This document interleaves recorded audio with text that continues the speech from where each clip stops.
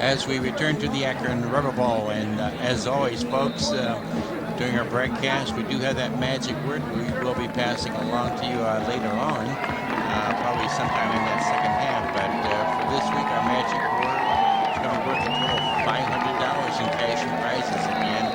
$200 cash from ESPN 990 Radio, a $100 gift certificate from Howard's Tiger Rags in downtown Massillon.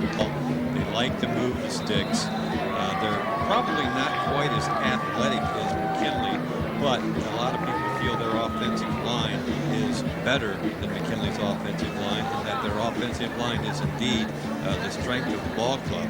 Opening holes for, of course, running back Frank Edmonds. Now, we've been watching Edmonds warm up. He did leave the game early last week, got a bruised left knee, but it was difficult to watch in the drills. Didn't really see any really after effects, so we'll have to wait till the game gets started. But if Edmond is at full strength, he's a load. He missed one game this season with turf toe, and despite missing that game, he still has more than 2,100 yards rushing, averages close to 8 yards a carry, and he has 21 TDs, the rushing rate. So this is a young man who knows how to play the game, very quick, very shifty. Going to be interesting to see how this field affects his play. It looks from up here as though the field is more conducive to the straight-ahead dive type power plays rather than the toss sweeps and the quick cuts to the outside. As I mentioned, once you get to the hash marks, there's a lot more snow still remaining on the field and some ice. We did see the St. Ed's Eagles managers down there with snow shovels trying to clear the ice away from the area where their young men will be standing. So field condition may be a factor. No wind again today, Jimmy. Not much anyway. Every once in a while the flag moves just a little bit. It's going to be up to the Tiger defense to control this ball control offense of the Eagles, and Edmonds in particular. And he does have a big fullback in front of him, young man by the name of Matt Staples, who's 5'10", 250 pounds. And folks, he is every bit of that 250 pounds. So he'll be leading the way, kind of a smallish tackle or oversized guard leading the way for Edmonds. They've got a pretty good passing game. Brandon Fronapple, 6'2", 175-pound senior, perhaps not the greatest quarterback in the state, but he is 15-0 as a starter, and he has thrown for over 1,400 yards, and he has a couple of excellent receivers to throw to. One of them is Chris Gardner, number 11. He's 5'8", 160 pounds, and a sophomore. The other, a basketball player, Kyle Hubbard, number 81, 6'3", 225, and a junior. Their best offensive lineman is probably Joe Thomas, the senior, 6'4", 290 pounds, wearing number 54. And they've got good size, not great size across the line. Tackle is 290 and 280. The guards 271, 240. The center 260. Bill? All right, and Jimmy, what about the Tigers? Well, it just brings back the reality of the world in which we live. And Joe rightfully so says, not great size, and then he starts saying 260, 270, 280. It's just, again, the world in which we live. That's huge to me. It's huge to us folks, that's right. Well, as far as the Tigers are concerned, I think Joe hit on the head. Defensively, their number one job is to take away the run, which is going to be very difficult to do. That's what this team wants to do. The young kid, the Edmonds kid, is the young man that transferred in, amazingly so, last year from Rhodes. And Cleveland Rhodes. Created some issues where they had to forfeit some games last year. But he is their starting tailback at St. Ed's. They do like to just run that zone blocking where they just sort of get on you with those big linemen. And this kid he's totally different in look. Again, trying to give you our eyes to the folks back in the area. He doesn't look like the McKinley tailback who had that slim Eddie George, O.J. Simpson looking on him. This kid is more the Archie Griffin look. He's got the big fanny, big legs, not tall, short kid. The tree stump kind of make the quick cut kind of running back. Very strong. Yeah, more the Barry Sanders type. Not of that. I'm not trying to make this unrealistic. Just giving you a view. The kid that scares me a little bit for them, though, is that wide receiver, is Kyle Hubbard. They'll run, and then pull that ball out of that back's belly and throw that play action pass. So our cornerbacks are going to have a challenge of looking out for this kid, this Kyle Hubbard. He goes 6'3", I think, Joe. Big kid. Right, 6'3", 2.25. So that's a good size wide receiver and a basketball player. So they'll throw that fade pass to him. They'll just do the three-step drop and throw it deep to him just to keep him honest. Tigers in good shape physically. What we're going to do offensively, we don't know. We're going to hopefully be able to mix it up as we've done all season. I don't think the field is going to keep us from doing that. Again, the snow has been brushed off the field. There might be some ice spots, as Joe said. It's artificial turf, so you're not going to have the mud or anything like that. But you just have to see as the game progresses. All right. Well, I did talk to Coach Tom Stacy earlier about this St. Ed's Ball Club, and I'll be hearing from the coach now, brought to you by Keller's Office Furniture. He'll also tell us about our injury situation, brought to us by Doctors Hospital. And I also was able to get a hold of Tiger Swing Band Director, and we'll find out what the Tiger Swing Band's going to be doing this afternoon, brought to us, of course, by G.G. Grin. And we'll hear from both of them, and we'll also hear from our sponsors as well, as we will be back right after we give you this time. If you bring in a bag, they actually search it. You know, they're doing the security searches. See those guys in the purple? So if people have blankets rolled or anything, they're checking them out. I don't know if they did that last game. They might have. Just again, a sign of the times.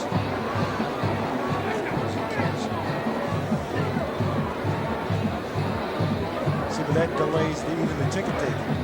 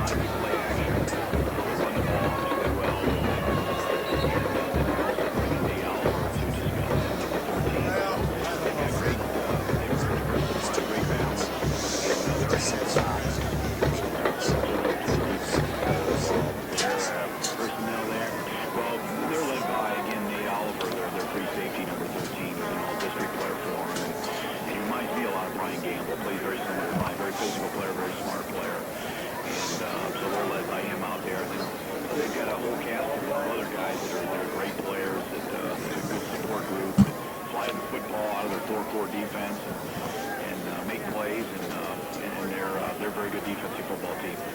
Now, I know you mentioned this slightly in the Wishy Club meeting. Where it's the Massillon Tigers and the St. Edward Eagles.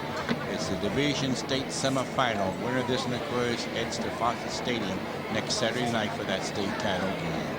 And guys, you've been watching both teams warming up on the field. Yeah, I Hang think. on.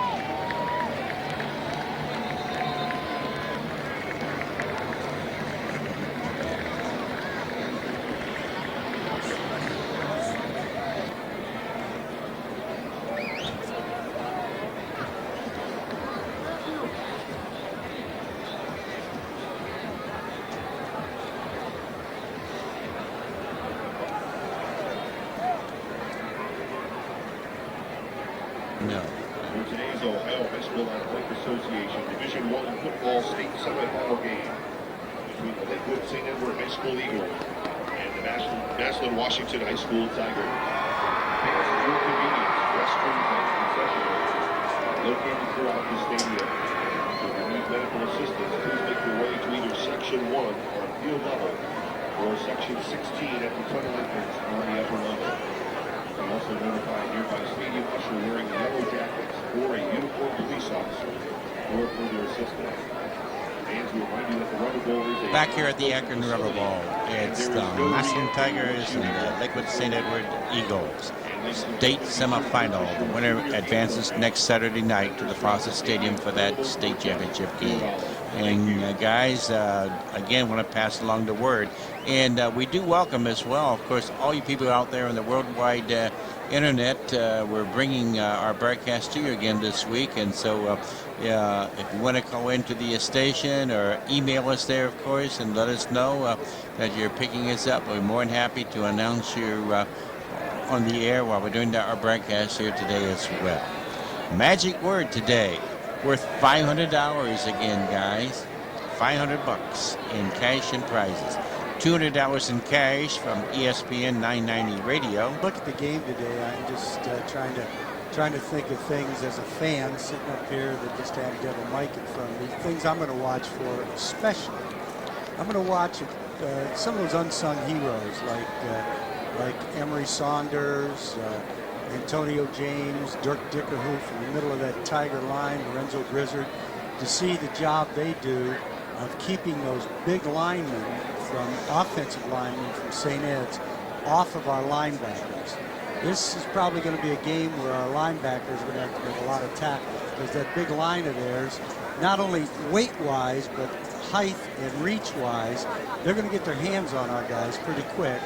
And if our interior linemen can do a job of splitting them, of having good gap technique, of keeping them from leading around with a guard, pulling out to lead a sweep, or keep them from just doing real simple zone blocking where everybody just steps one way and gets in front of somebody, if they can disrupt that a little bit, then that's going to be very important. You might not hear their names a lot making the tackles, but they're going to have their hands full. The kid I'm going to be looking for is number 54, left tackle for them, Joe Thomas.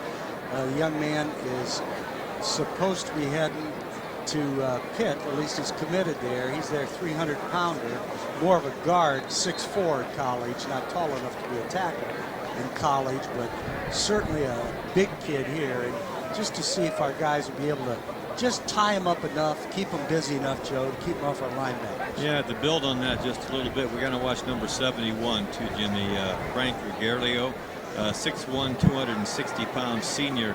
This St. Ed Eagle Ball Club is one of the few ball clubs that actually pull their center on a lot of plays to lead. You just do not see a lot of teams pulling their center, but Coach Stacy feels that he's one of the premier centers that we faced this year, and they do like to pull him to lead as well. So again, you don't often see a center pull, but apparently Regalio does it quite a bit. I think the key for the Tigers, as you mentioned, is to do exactly what you stated, and that is for the defensive line to keep the offensive linemen off the linebackers so the linebackers can make the tackles, because if there's one thing that the Tigers would like to see happen today is to try to take away that ground game and force the Eagles to go to the air. The Eagles like to throw when they want to throw, not when they have to throw, and it behooves the Tigers to press the line, stop Edmonds at that running back position, and then force Front Apple to win the ball game with his arms. Well, guys, I think it's about that time that we want to take a look at those starting lineups. So, Joe, let's go to you first with the Eagles. Okay, looking first of all at the split end position, and he's a big one, as Jimmy alluded to. Kyle Hubbard, 6'3", 225 pounds. He's a junior, also a basketball player. They like to throw the lob pass to him and the fade. Number 54, the left tackle, probably St. Ed's best offensive lineman, is Joe Thomas, 6'4", 290 pounds, and a senior. He's an outstanding offensive lineman, did a great job last week in blocking Rob Rose, who Glenville felt was their best defensive player. He's going to Ohio State, the Rose kid, I believe. Right, and Thomas, I believe, is committed to Pitt. Number 55, left guard, Colin Quinn, 6'1", 240 pounds, and a senior. The center, as we talked about, is Frank Rigerio, 6'1", 260 pounds, a senior, number 71. The right guard, Corey Walsh, is 6'2", 271 pounds, a senior. He wears number 70. The right tackle is Thomas Levinsky, 6'2", 280 pounds, a junior, wearing number 76. And the tight end, number 85, John Beroznik, 6'2", 210 pounds, and a senior. Eric Milkey also will see some action there, number 82. He's 6 foot 210 and a senior. The quarterback, the young man we've been talking about, he has not lost. He's 15-0 as a starting quarterback. Brendan Frontapple, 6'2", 175 pounds, and a senior, wearing number 2. The wingback, number 11, Chris Gardner, 5'8", 160 pounds, and a sophomore. Despite being a sophomore, he is the second go-to guy for Front Apple. The fullback, number 34, Matt Staples, 5'10", 250 pounds, and a senior. So you've got a guard there actually leading the way. The tailback will be number 32, Frank Edmonds. He's 5'7", 180 pounds, and a junior. And if that leg acts up on him that he injured last week, look for number 13, who also plays safety for the Eagles, to come into that tailback spot. That's Nate Oliver. He's 6 foot 195 and a junior also, and reportedly they don't lose a whole lot when Oliver's in the ball game. Bill? All right, Jimmy, what about the Tigers? Well, let's go with that Tiger defensive play. The offensive guys get mentioned a lot. On that front four, in the middle, we're going to have number 41, Lorenzo Grizzard, 6 foot 230 and a senior. Also number 90, Emery Saunders, 6'2", 260 and a senior. On the outside, number 99, Dick. Excuse me. I know. It's your sideline. Dirk Dickerhoof, number 99, 6'4", 250 and a senior, and number 58, Antonio James, 6'5", 245 and a senior. The three linebackers in the middle, number 42, Robert Morris, 5'10", 200 and a senior, and Paris McCall, 6 foot, 190 and a senior. Also a linebacker that presses that line of scrimmage, that gives it that five-man look. It's Quentin Pollock. He plays that outside linebacker spot, usually over the tight end. He's 6'4", 230 and a senior. In the secondary on the corners, number 28, Troy Ellis, 6 foot 180 and a senior. The number 24, Neil James, who did a great job last week against the kid from McKinley, the wide out. Morgan, yes. Last week.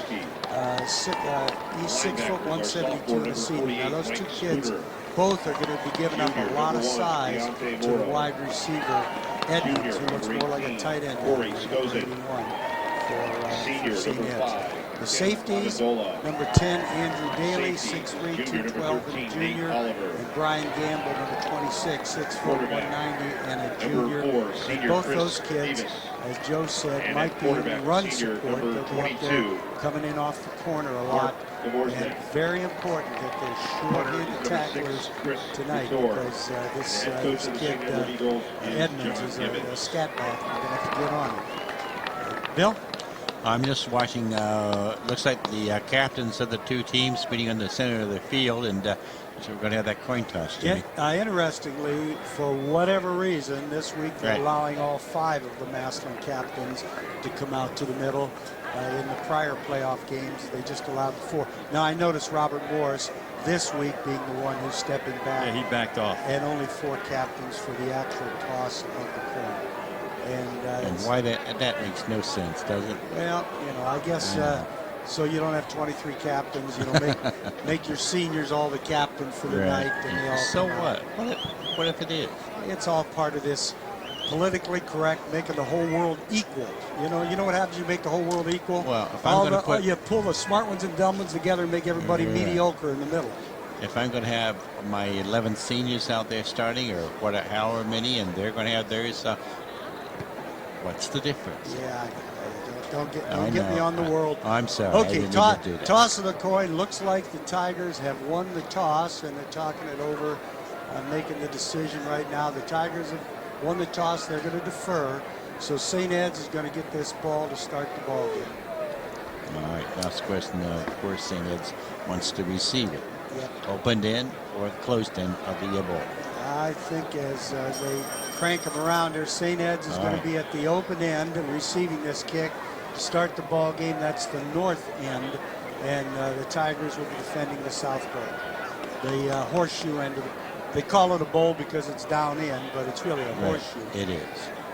All right, so that is taken care of, and Joe, I'm going to right back to you because, you know, as always, Joe, you like to do this for us. The varsity club, where youth have a clean, safe, and friendly place to play basketball, they're going to tell us and bring us what it is that these two teams are wearing today, the uniforms. What are we wearing today, Joe? Well, Bill, the Tigers have won every time they've worn all white, so guess what color they're in today?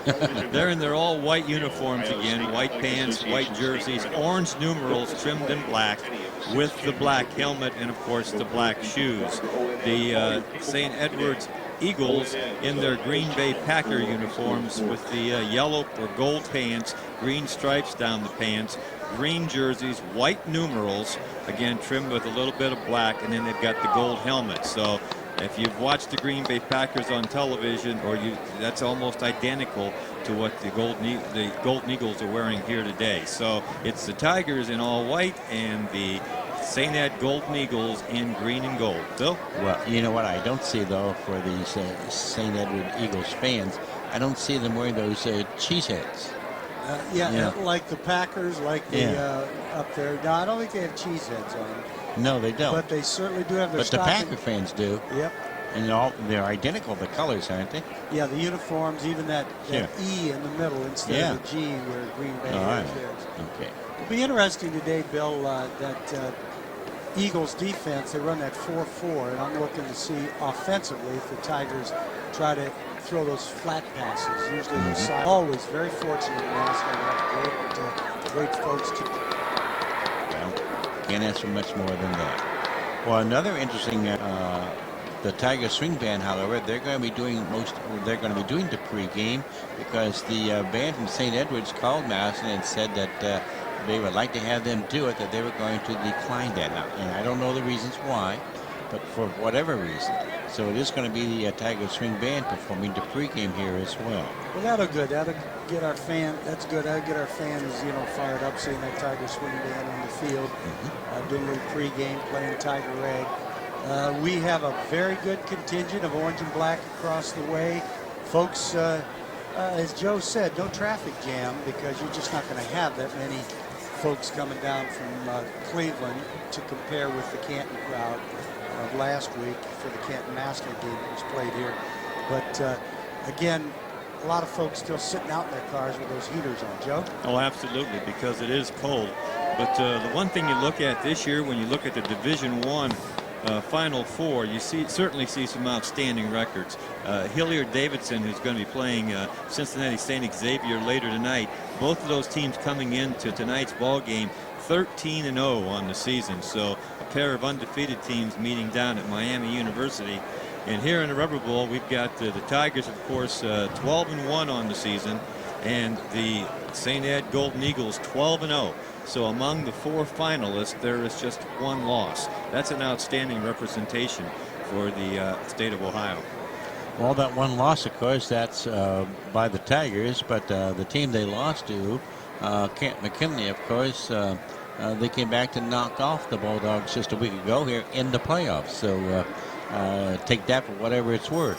Well, Go. So they've sort of, been attracted to their side of the field. Because, yeah, I guess the Eagles are all perching on the same side. Right? Okay. Ray, is St. Edwards the Eagles or the Golden Eagles? Eagles. Just the Eagles. Okay, Eagles. And then Blenheim the Golden Eagles. Okay. And by the way, I do need to apologize in advance, too. Again, we mentioned these 2 young guys that do the sound system up there. Yes. Every once in a while, they'll get carried away and scream and yell and say some things they shouldn't say behind us. And, they'll talk gigabyte talk about throwing switches and stuff. So if you folks at home hear that, please understand it's these nice Don't young blame men. us, please. Yeah, it's these nice young men from Akron who are throwing switches and doing things. Yeah, even if we do it, we're going to blame them anyway. So. Absolutely. All right, hey, that saves us there. All right, well, the Tiger Swing Band about to come out to the field, so let's go down to the field and see if we can pick up the Tiger Swing Band and some of this pregame. Tiger Swing Band in his pregame, Bill, I believe, going to be doing the alma mater, and then, of course, the national anthem. And then they'll do their normal opening routine, Carry On and Tiger Rag and Our Boys Will Shine. They'll do that to start off the halftime presentation. So here in this pregame with 10 minutes and 30 seconds left before kickoff on the scoreboard, Tiger Swing Band making their way on the field right now, where we will hear the Massillon alma mater and then our national anthem. So as Bill mentioned, let's go down to the field and the Massillon Tiger Swing Band.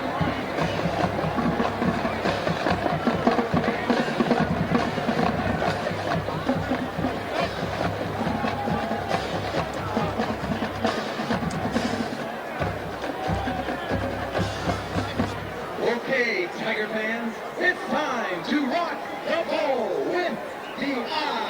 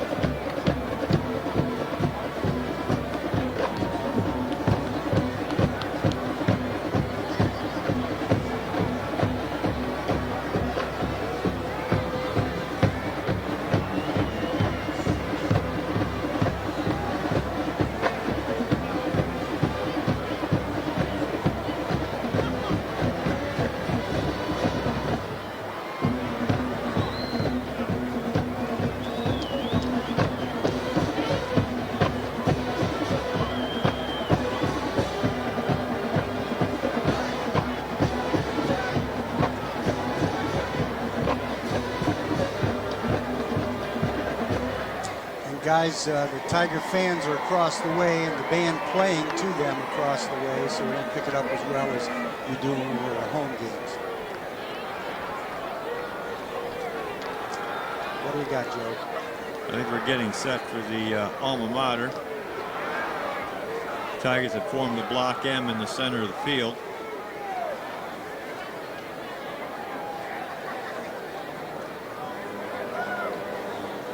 And it is the Massillon alma mater. So let's go down to the field and see if we can catch the Tiger Swing Band.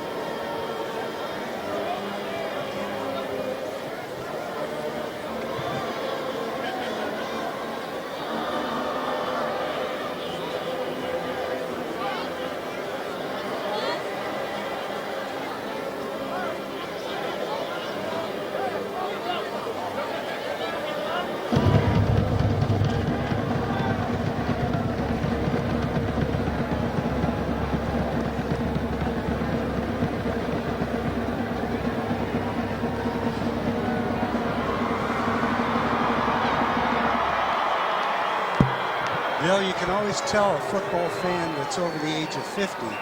They stand for the opponent's alma mater and keep their mouth shut. Right. And that's on both sides, by the way. Yes. You know, it's just, again, part of the age in which we live. Can you recall when the other team's alma mater was played, how they all stand up? Yes. Quietly. Absolutely. You know, respect their... Respect the other opponent, and that's good. And it has nothing to do with today's opponents on either side. Again, just the way the old days Things have changed. Well, I guess that's why, you know, we become dinosaurs. Well, the Tiger Swing band leaving the block M formation, getting into a block formation, and I'm pretty sure they'll spell out USA now before they, perhaps not, because we see the director setting up right at the 40, so they may play this from their block formation, and that's what it looks like they will do. 5 minutes and 43 seconds before kickoff. Let's go back down to the field for our national anthem. Please stand for the national anthem.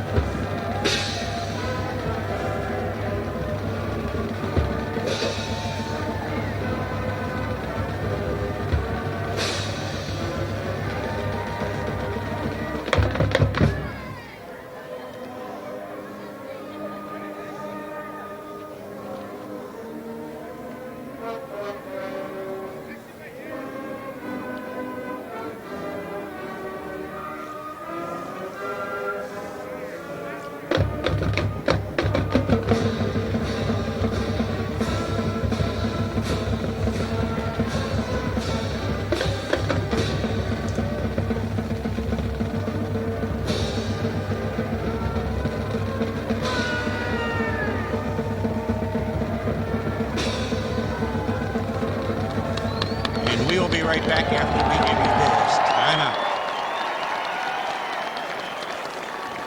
They're 211. Yeah. So it's not this guy for sure. He's a sophomore. Now it says that we're in our paper that had Regurlo. I think they said number 11. Maybe this came from, I would assume, from St. Ed's. I don't know.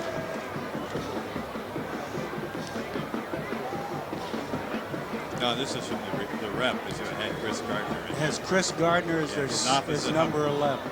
His opposite Hubbard, and Voronovich is the tight end. So they've got Kyle Hubbard, Chris Gardner, and Voronovich. But they don't have any stats of any kind. No. Excuse me. Okay, let me have St. Ed's. No. If he can do that. See if he's by a computer.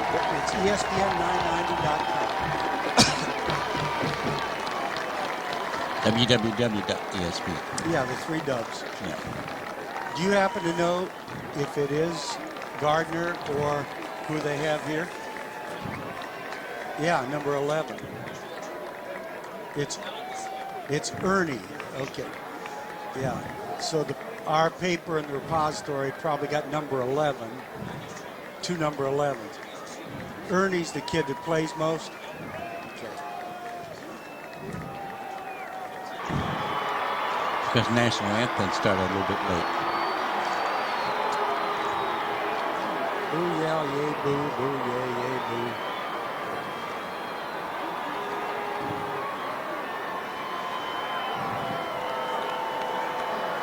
Well, just a matter if we can keep them from just pounding on us, breaking plays, huh?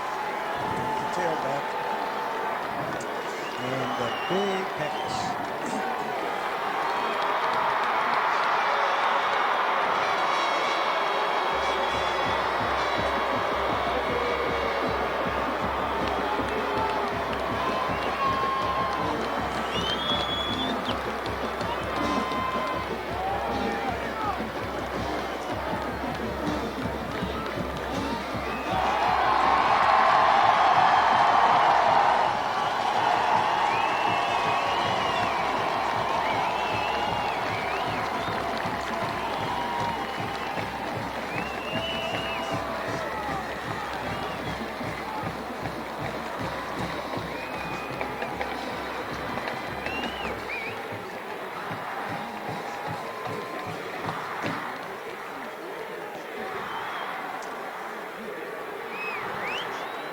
Not too bad. We had a field glass. It's not as bad as I thought it was going to be. I wouldn't want to be out there. Don't misunderstand.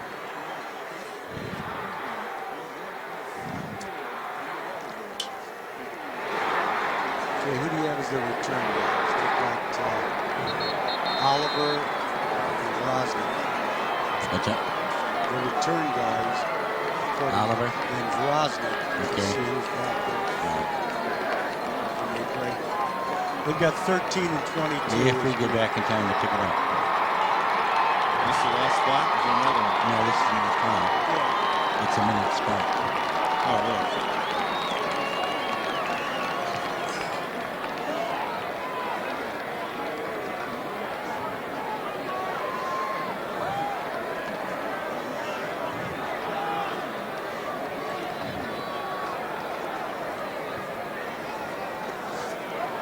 Back here at the Akron Rubber Bowl, and both teams have returned to the field. Our opening kickoff, as always, brought to us by the Independent, and our first quarter of action brought to us by Perry Eye Clinic.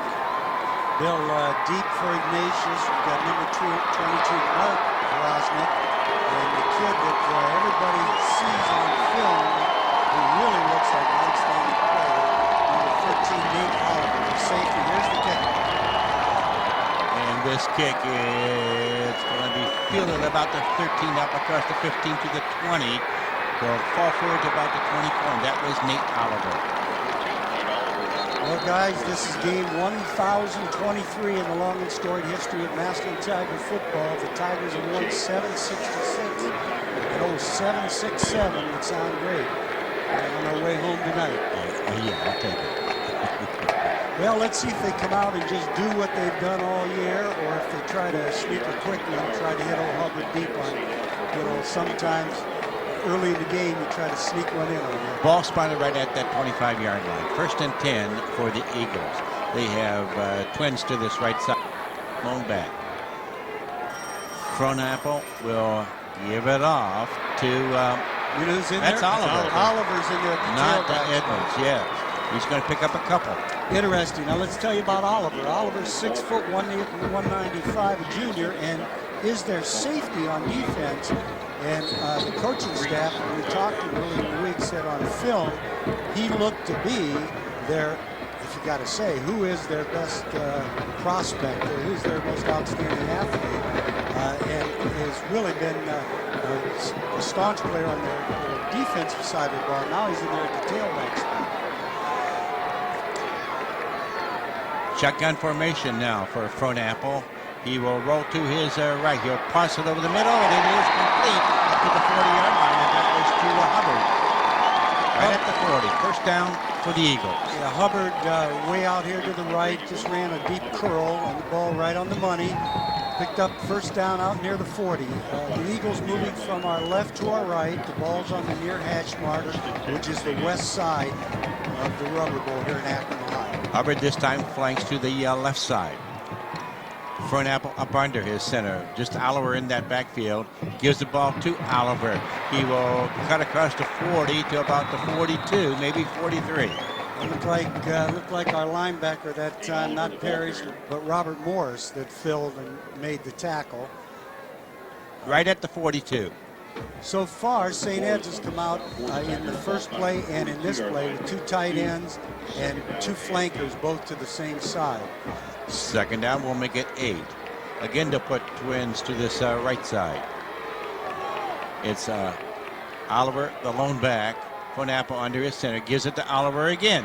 He will be driven out of bounds on that far side at about the 45. You notice how they use that zone blocking? All they do with those big linemen, they all step to the left if the play's going that way. And the running back gets right on their fanny and just hopes that there's a little crease that he can squeeze through. The Tiger defensive line has done a pretty good job of keeping that surge at the line of scrimmage. Yeah, they just slid down. They tried to go to the short side of the field. The Tiger line just slid right down the line of scrimmage with it. Ball at the 46. Third down and 4. Again, Oliver the lone back. This time, well, now they got offset backs. Frohnapple under center. Staples back there with Oliver. They'll put a man in motion to the right. Frohnapple with it, giving it to Oliver again. He's going to get his first down as he gets to midfield. And just gets to midfield. Great surge by that offensive line. They had Staples, the big fullback, the 250-pound fullback, line as the up back in the eye, and let him through. And the ball is just resting over the midfield line on that far hash mark as St. Ed's comes up with a big third down play coming right at the Tigers. 10-minute mark, first quarter, no score. 13 yards on 4 carries for Oliver and the 1 pass completion for 12. Gardner, the wingback, he split to the right side this time. Again, Oliver, the lone back. Fronapple with it, giving it to Oliver. No, it's Fronapple keeping it now. It's going to throw this one. It's going to be tipped and incomplete. Tried to come out with a little play action on first down, trying to catch the Tigers napping. Tigers had the big tight end, John Groznik, covered, the kid 210, and ended up trying to throw it to the fullback, Staples. Nothing there. Second down and 10.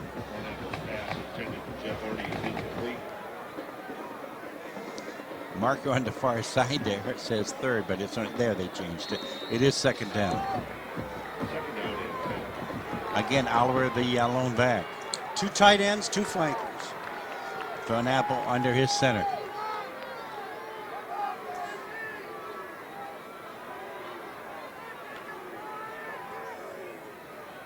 He will give it to Oliver, going nowhere really.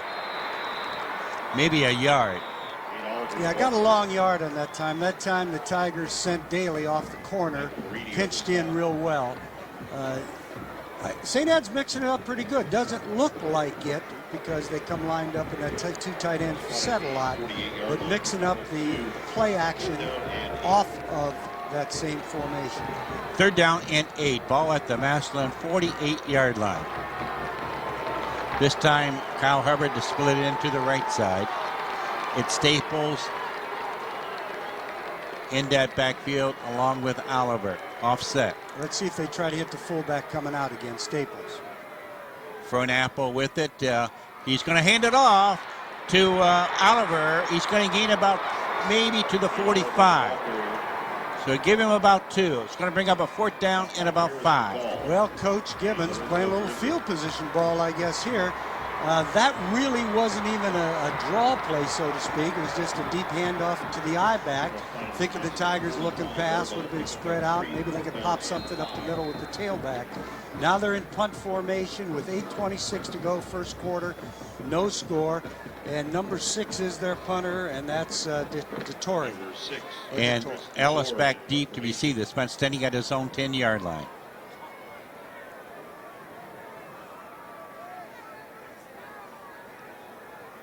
Snap back, that's good. And this punt, and it's going to bounce. And Ellis will field it at about the 12. Well, they mark it at about the 15, Bill. I'm sorry, he's at the 15, right. Well, Tiger defense does a good job in that first possession, keeping St. Ed's from breaking anything on the ground. They did get the first down on the ground and 1 first down with about a 13-yard, 12-yard pass. Joe, how far was that completion?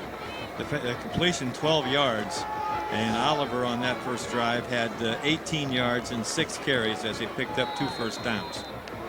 Well, now Robinson into that Tiger lineup in that backfield.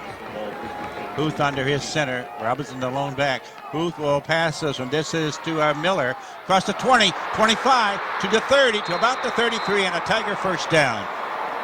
We haven't seen much of Miller during the regular season. Everybody looking Van Ryzen's side. Tigers came out sort of mirroring St. Ed's formation-wise. 2 tight ends, flankered each side, and just a quick pass to Miller right at the line of scrimmage, Bill. First and 10. Ball at the St. Ed's 33. 18 yards on the first pass completion of the game by Bobby Huth. This will be Brian Gamble in that backfield now. Huth with it. Will roll to his right. Firing one alone. This is Van Ryzen. 35-30, 25-20, 15-10, 5. Touchdown! No flags. Touchdown Tigers. Dun, dun, dun, dun. Massillon Tiger touchdown brought to you by Family Dentistry in Massillon. You can call 833-GRIN. And the extra point attempt brought to us by Save-A-Lot. Great food, great prices. You'll save a lot. Tigers flooded that secondary on the right side. Really tough in a 4-4 alignment to cover, a strong passing game. Bill? Steve Schott in to attempt the extra point. Bobby Huth will hold it. Snap, that's good. Kick is up and kick is good. Home Plant scoreboard reads the Massillon Tigers 7, the St. Edwards Eagles nothing. Back with the Tiger kickoff, brought to us by Martine Tours. After we give you this timeout.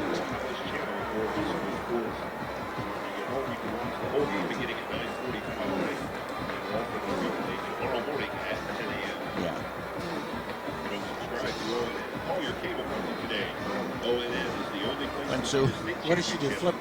There you go. Sorry, Bill. I was. Have them call 1-900 football. She knew it.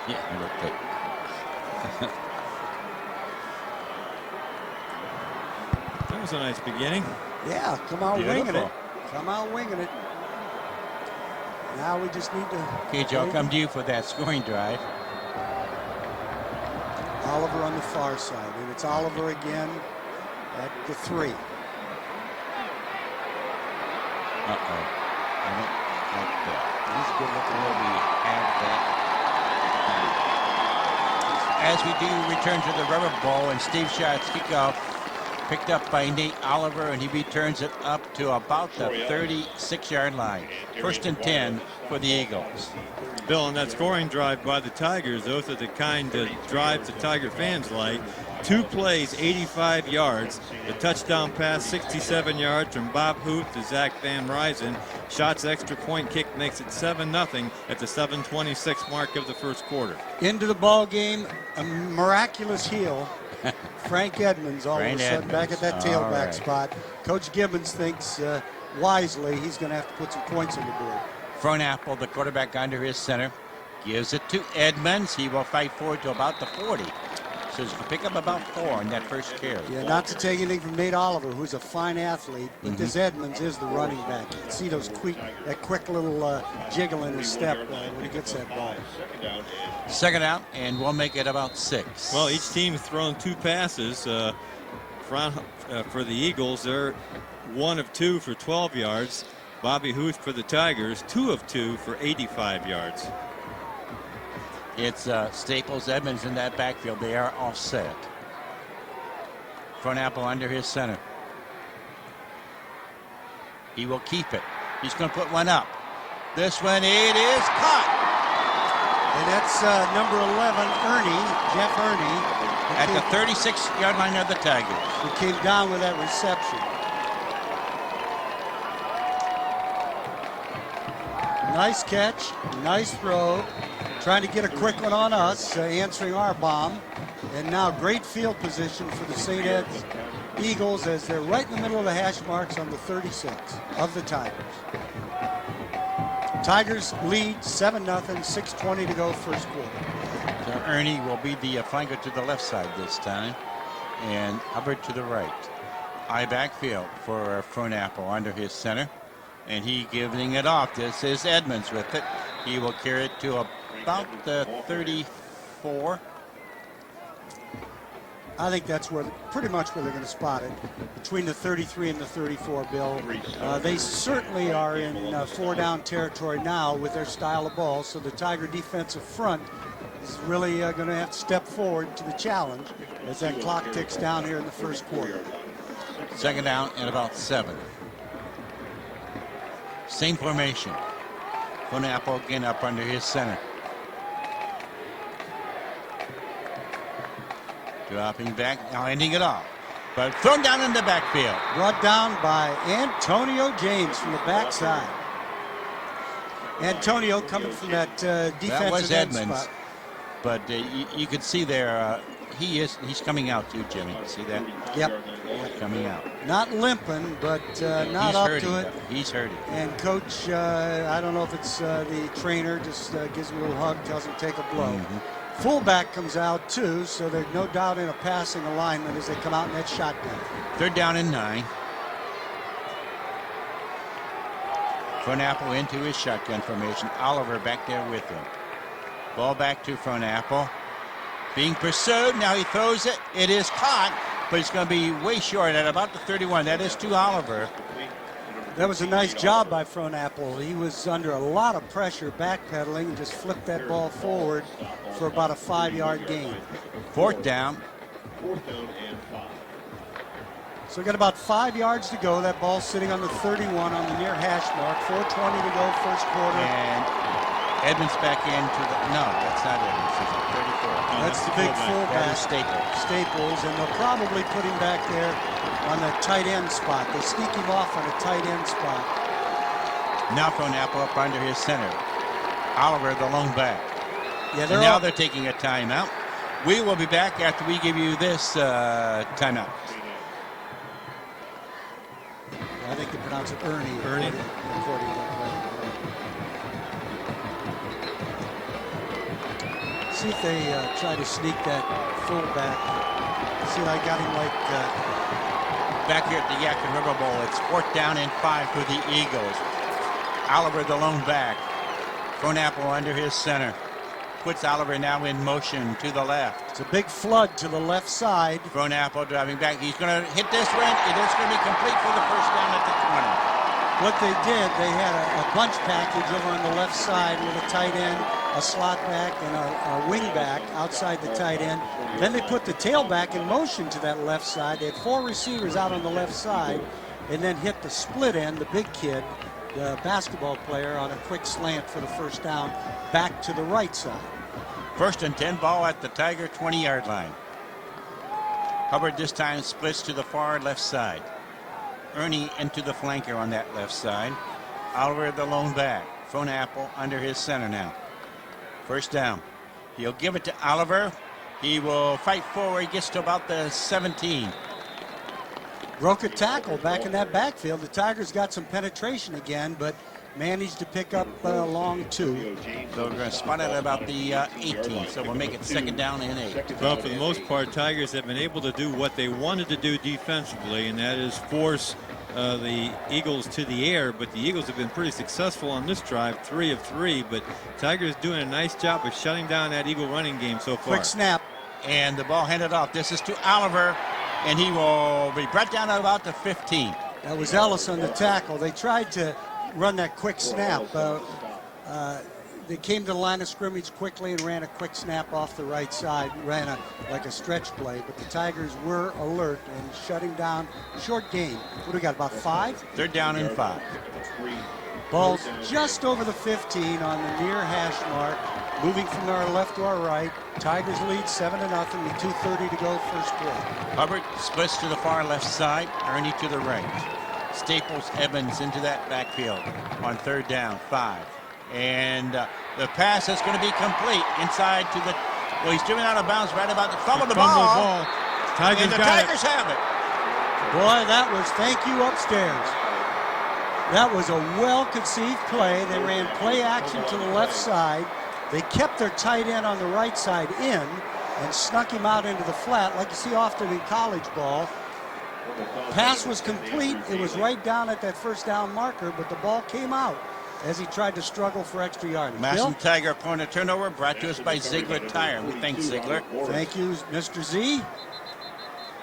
Well, we're at the 2:16 mark, and we got a little timeout on the play. There's an injured Eagle player over on the sidelines off the field, and they've called timeout.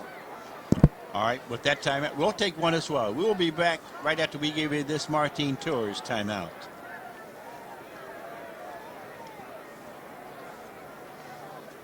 Oh, they're going to call him out. That was a big turnover, baby. Yes, it was. Keep him out of that end zone. Back here at the Akron Rubber Bowl, and again, remind you people of our magic word coming up here later on today in our broadcast. $500 prize in cash and gift certificates, $200 in cash from ESPN Radio 990, $100 gift certificates from Howard's Tiger Rags in downtown Massillon, also from Damon's Grill in the Belton Village area, and also from Strasburg Meats located over in Myers Plaza. So Bill, the young man that was read that magic word. the man that was injured on the sidelines is the young man who made a nice catch and then struggling for extra yardage, the tight end, Dvorznak. I guess we're getting another pronunciation from our ambassador from Slovenia up here. Here we go. He's injured, though. Booth will hand it off to Gamble. He will come across to about the 13 or 14. That's a big injury for St. Ed's. The kid plays tight end for them. Very important in their blocking scheme. And he's being helped off and not looking real well. Looks like a right leg. Going right to the locker room. Yeah, hope things are okay. Minute 50 to go, first quarter. Massillon on top, 7-0 as the Tigers break their huddle. Second down and 7. Van Ryzen will be the flanker to the right side. Everybody else in tight. It's Gamble Morris into that backfield, offset. Booth under that center. Booth will give it, he's rolling to his right now, being pursued. And he brought down back at about the 1-yard line. They came with a blitz. Their outside linebacker, number 1, Deontay Morrow, and unable to pick him up, got past the blocker. Quarterback Booth trying to sprint out was tackled for a big loss. They spotted at the 5. Well, they threw him back to the 1. They did. He was hit at the 5. Third and a bundle. Third and about 15 or 16 actually for the Tigers now. Third and about 16 as they spot that ball just inside the 5. Better get this play called. They blew it into play quite a while ago. High backfield for the Tigers. Who's under that center? Giving it to Gamble. He'll come across to the 13 to about the 14. And they're actually going to mark him across to almost the 16, Bill, when they finally spot that ball. Very important to get a little bit of yardage there. Picked up about 11 on that play. Give a little punting room as this first quarter is ticking down. I don't know if we'll get this punt off. We're down at 24 with the clock ticking. Wisen to do the punting, standing back now at about 2-yard line. You know, different officials, referees blow games in play. Real quick. And this guy's a quick guy. Snap back, that's good. And Wisen's punt. It's going to be fielded by Oliver. Now that's just a beanbag spotted before he fielded it. He spread down at about the 35-yard line of the Tigers. So Edwards will have it in excellent field position with 1 second remaining here in the quarter. Yeah, not one of Sean's better kicks this year. That thing, good to get it off from deep in his own territory. That ball went end over end and brought that ball out to Oliver, who returned it down to about the 36, right in the middle of the hash marks. 1 second to go here in the quarter. Yeah, the bad thing about that is it almost sets the Eagles up in 4-down territory right from this first play. 6 yards on the return. But their defense did cause it by sacking the quarterback, Van Ryzen, on that pass play.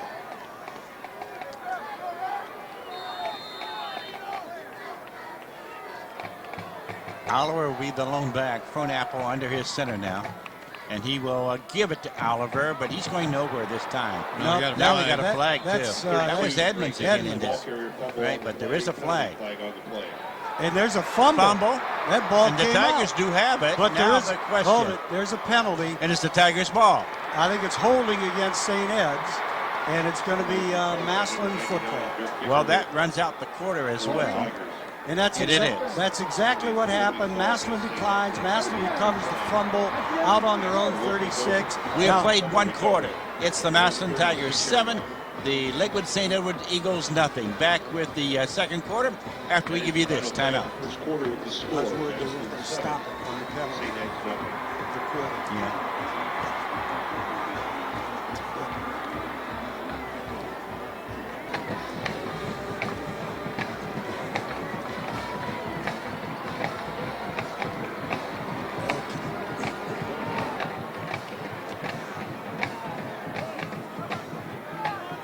Morrison Gamble. Balanced it right. And we got the big kid in there.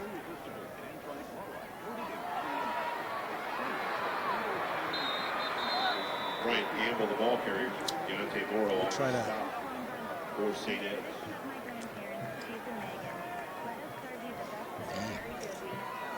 Spotted at the 42-yard line. Pickup of 6. pick up about 6 on first down. Yoder led him through.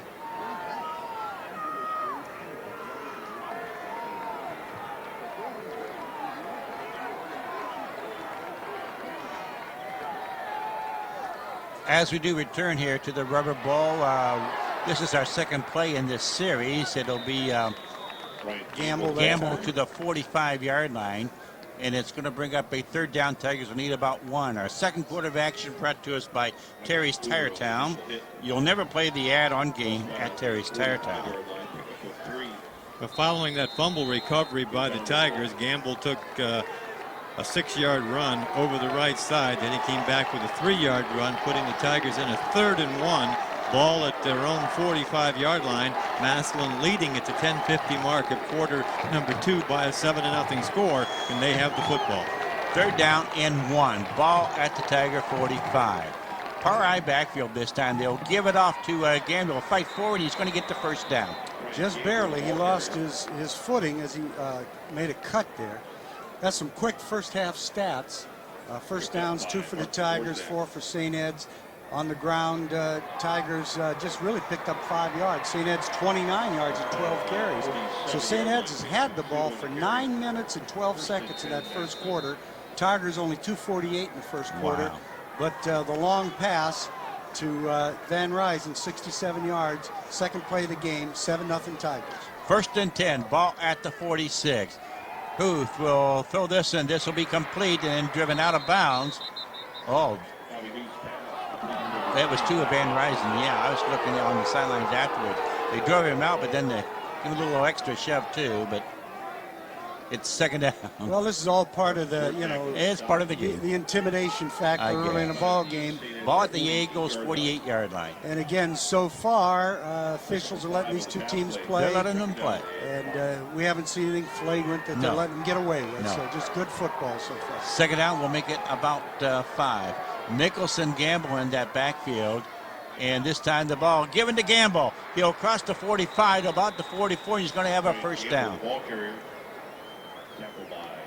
Let's see, who do they look at for the spot? They look at the near side official, which puts it about a knee short. I was looking at the far side ref, the spot there, but the near side had him with the ball's right on the 44-yard line on the near hash. Okay, it's got to be a little bit past the 44. Yep. We've got 9:30 to go, clock ticking away. First half, Tigers on top 7-0. And another score on this drive would look sweet in Tiger Town. Everybody in tight. Power eye backfield this time on 3rd and 1. And he's going to lose. Well, they tried That's to get Nicholson. Yeah, they tried the fullback inside, but St. Ed's was ready for that and met him in the offensive backfield. They're going to lose on the play. Going to move it back on the. They gave him his forward progress. Yeah, it's still and then short. driven him back. It is still short, however. Great penetration by that front four, Joe, of St. Ed's on that play. Back almost to the 46 now. 4th down and about a yard. Wisen in to do the punting, standing at his 44-yard line. And that's Oliver deep. Snap. Oh, he's going to. Now he kicks it. Thought he might run with it. And it's going to bounce. And then they touch the ball. And now they do fall on it, however. I do believe the Eagles recovered Well, it. they almost committed a capital offense there. He touched the ball, but it fell out of his hands. And the young man who caught the ball made no effort to go after it. It was just laying there loose on the ground. But the other deep man, I think it was Oliver, came up and dove on it before the Tigers could get there. So St. Ed's will get the ball on about the 20-yard just line. inside the 20-yard line. Interesting, guys. That was like that rugby-style kick you see often in college now. Whether it was planned that way or whether it was Wisen thought he could run that thing, who knows? 1st and 10. Oliver, the lone back. Frohnapple under his center. And he will drop back. He's one to put one up. This one, it's going to be complete. We got a flag also. It's up across the 35 to about the 38. Now let's see what the flag is. Everybody's pointing at somebody, who knows what. And I think we might have a hold on this side on the Tigers secondary. We'll see. We'll see what they're doing. And It is a holding penalty. They're going to talk to the St. Ed's captain who refuses the penalty. I think what happened that time, the end Hubbard did a little out and up, and our defensive back grabbed on, didn't want to get beat deep, The pass was to the other side, to the far side, but the official on this side still called the holding. 1st and 10 for the Eagles at their own 38-yard line. Oliver, the lone back, trips to this left side for the Eagles. Front apple under his center. They'll put Airy in motion as the handoff to Oliver. He'll cross the 40 to about the 43. Yeah, they brought that wing back or that flanker Airy back in motion, and he sort of, his job was to contain, to sort of crack back in the old days, you'd call it, our defensive end, so that that running back could get to the perimeter. 2nd down, we'll make it 5. 7:50 to go, first half. Massillon on top, 7-0, and we've got a little timeout of some kind. Equipment looks like a helmet. Yep. Now we're starting the clock. Okay, here we go. Clock moving. 2nd down, 5. Oliver again, the lone back.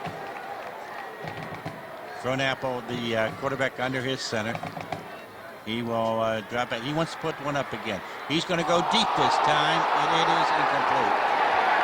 And they're going to get a flag there. We're going to see if the ball was in the air or not. I'm sure they're going to call it.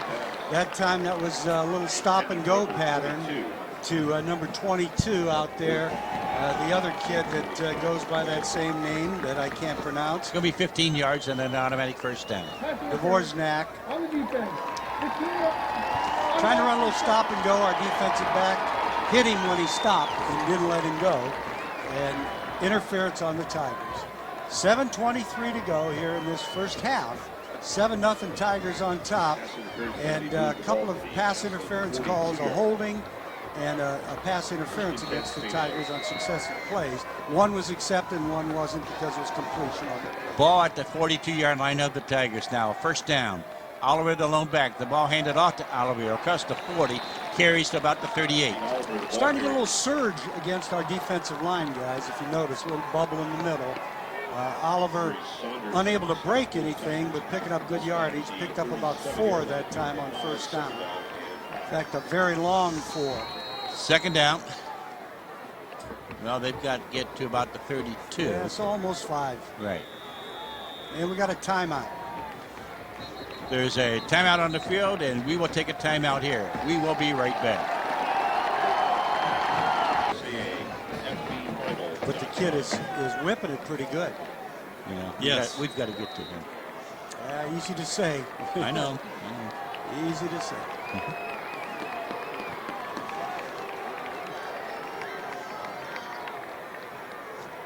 Second down and 5. The pass will be completed. He'll cross the 30 to about the 26, and that was to Capasso. Just a quick hitch, not even a hitch, right at the line. Just quick, get that snap, throw it to the slot back, right at the line of scrimmage, and off he went for a first down.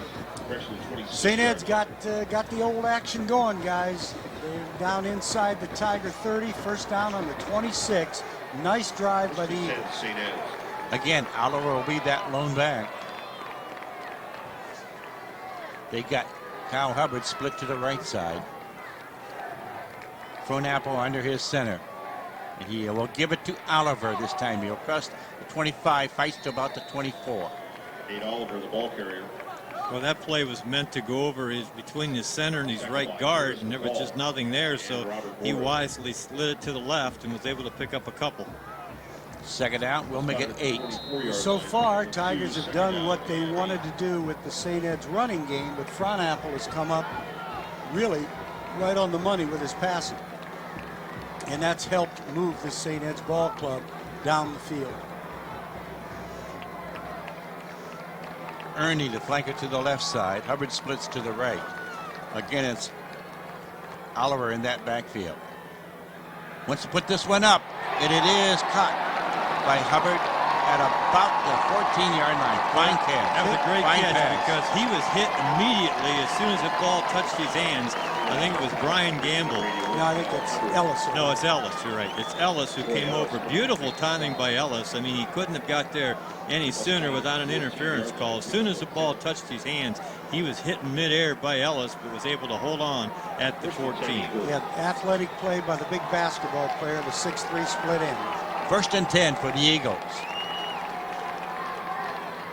Again, this time to put Ernie in motion to the right. They'll hand this off to Oliver. He's going to fight forward to about the 12. Fumble. No, they're going to say he was down. They're going to say he was down. That ball came out, but I think they're indicating he was down. They'll spot it at about the 11. Tigers have been able to prevent St. Ed's from getting any type of a huge gain on the ground. Just about everything that the Eagles have run has been in the, that 3-4 yard range. Not able to find the seam for the big one, but just enough to move the sticks. 2nd out and 7. Again, Oliver the lone back. Trips to the right side this time. He'll give it to Oliver. He's going to fight forward. Boy, he has some strength too. Fights to about the 6 yard line. Well, he goes 195. He's a slim-looking kid, but he's a big kid. 195 is no midget as a running back, and was hit near the line of scrimmage by our defensive back, but he carried him forward. So now we got about a 3rd and 2. 3rd and 2. They need to get the ball to the 5 yard line. And they spot the ball just across that 7 yard line. Well, you might look for the big horse fullback. Well, he's offset, so he'll probably just leave the tailback Oliver on this play. Cronapple under that center now. They will put the Ernie in motion, and they're going to give it to Oliver. Fights forward. He's going to run for the 6 points. And they ran right behind the All-Ohio tackle, the big kid, number 54, Joe Thomas, when they needed to. Nice drive by St. Ed's, mix of run and pass, the pass being the big weapon for them in this drive. Comes at the 3:39 mark here of the 2nd quarter. Now in to attempt the extra point to try and tie it up. Bill, this is number 15, Ben Rios, the extra point, the placement kicker for St. Ed's. He will be a soccer-style kicker.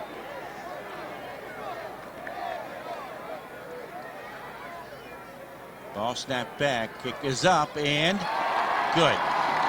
Home plan scoreboard now reads Tigers 7, Eagles 7. Back with the Eagles kickoff after we give you this. I'm out.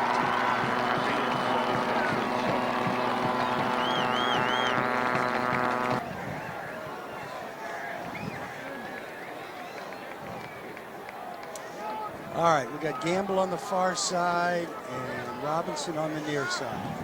And we need a 100-yard touchdown. How about 90? Rios kicking it. All right, we turn to the Akron Rubber Bowl. We're tied at 7-7. Rios to do this kickoff, and it's going to go Robinson to Robinson at the 15, to the 20, 25, 30. Lost the ball. I think the Tigers may have recovered it. They did.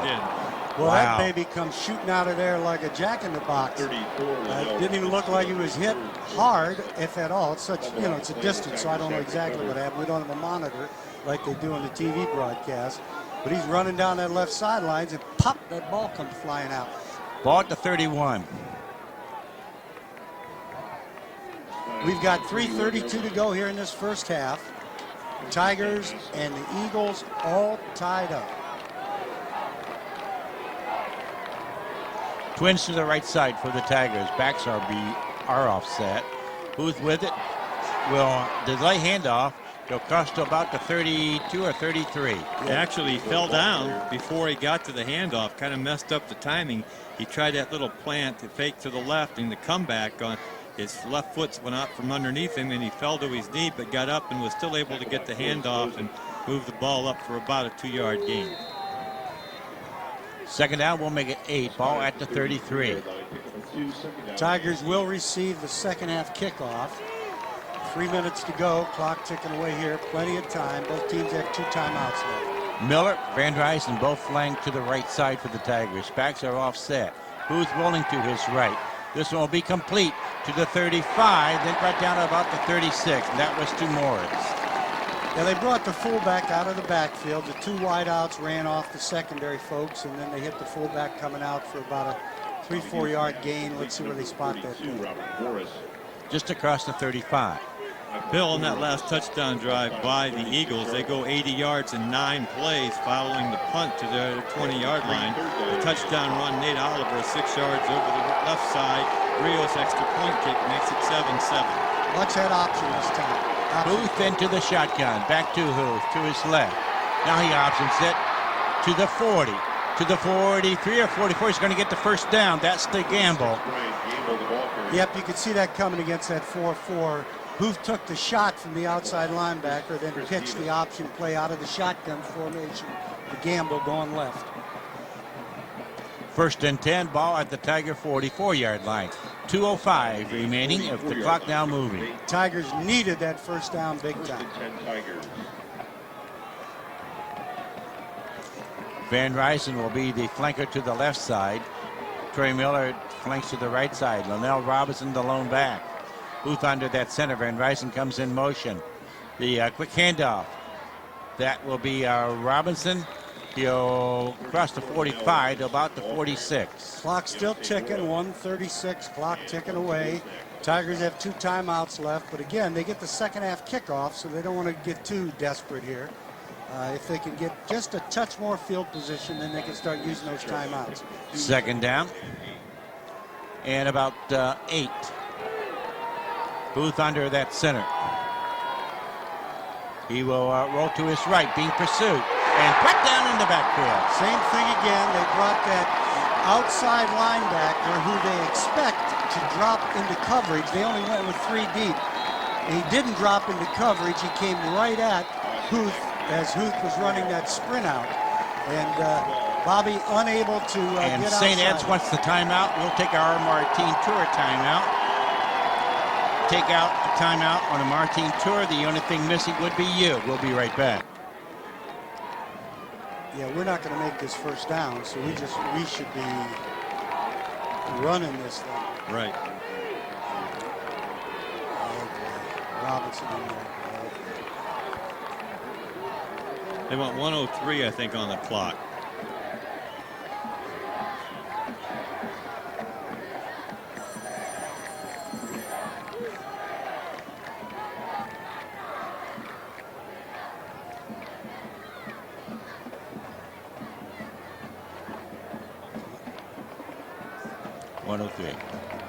There you go. So they put 103 back on the clock. It was at 59. Third down and 20. Huth into the shotgun for the Tigers. Ball back to Huth. He will hand it off to Robinson. And he'll carry it to about the 37 or 38. And now the Eagles want another timeout. And I think that's their last timeout.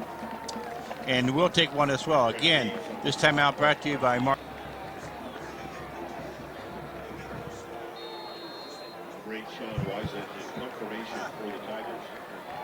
13 Nate Oliver is deep for St. Ed's. Get this off. Bounce, bounce, bounce. A lot of bounds.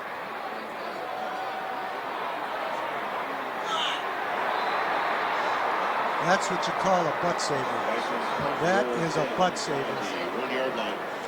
As we return to the Rubber Bowl, and I'll tell you what, people, Wisen's punt 60 yards. is a little over 60 yards. It rolls 64 dead, yards. and we cover it at the inside the 1 yard line. Amazing. So St. Ed's will have the ball with 43 seconds to go, but not what they had hoped after calling those No. 2 timeouts. No, The now great they got to punt be careful. by Sean Wisen puts him down on the inside the 1.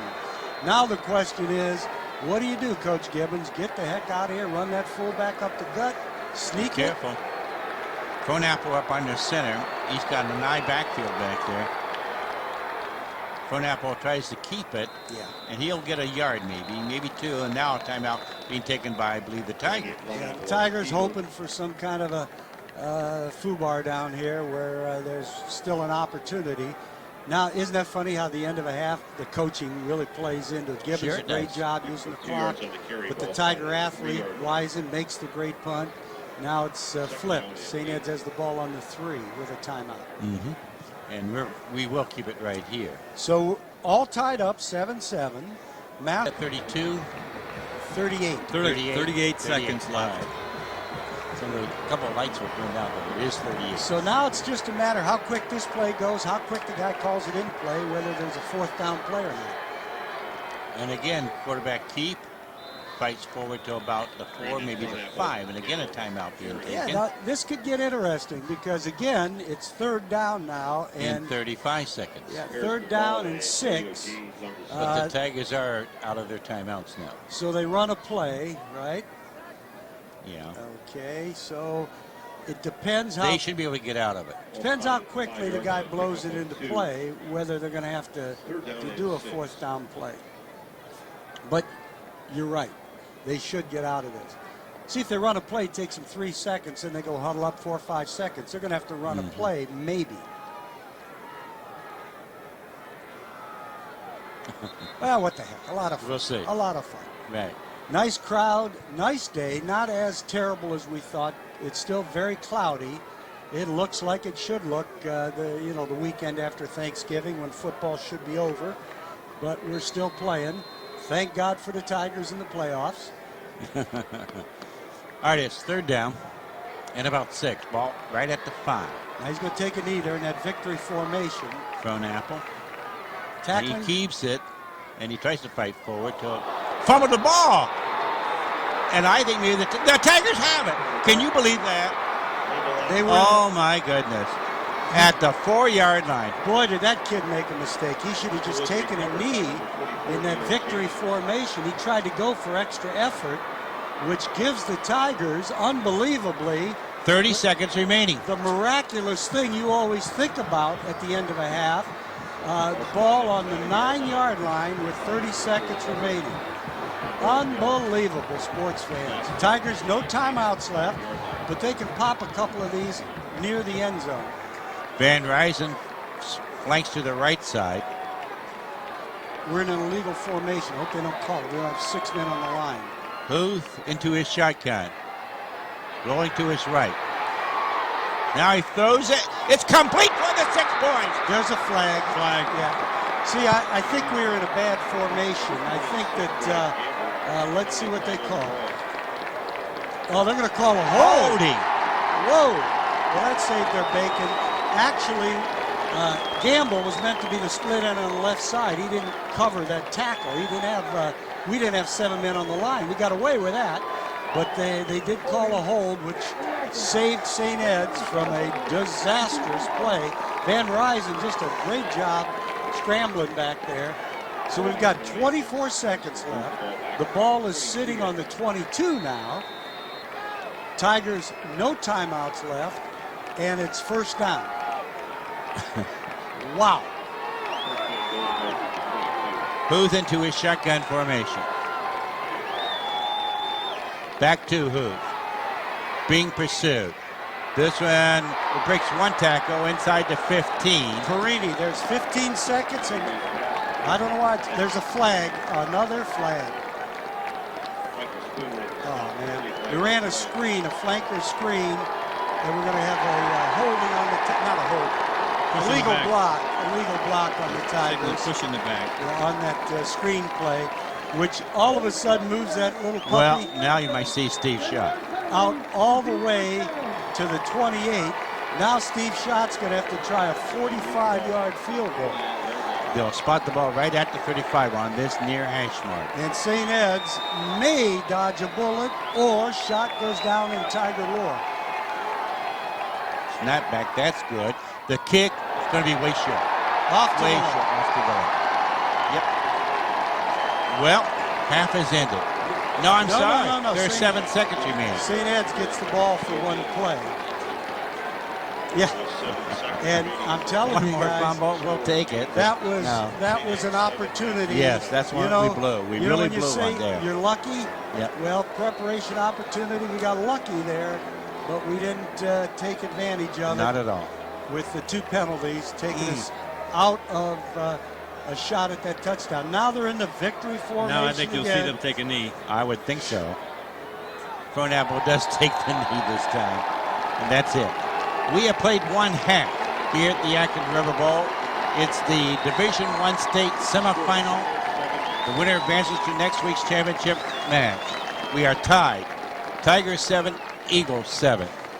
Coach Stacy very upset as he comes off the field, allowing the officials to understand his interpretation of what the heck wasn't or was called. But Tigers did get a big break, didn't cash in, though. Okay. We'll be back with our halftime stats and the Tiger Swing Band show after we take this. Martine Tours timeout again. When you take a timeout. Okay. We'll be back with our halftime stats and the Tiger Swing Band show after we take this. Martine Tours timeout again. When you take a timeout on a Martine.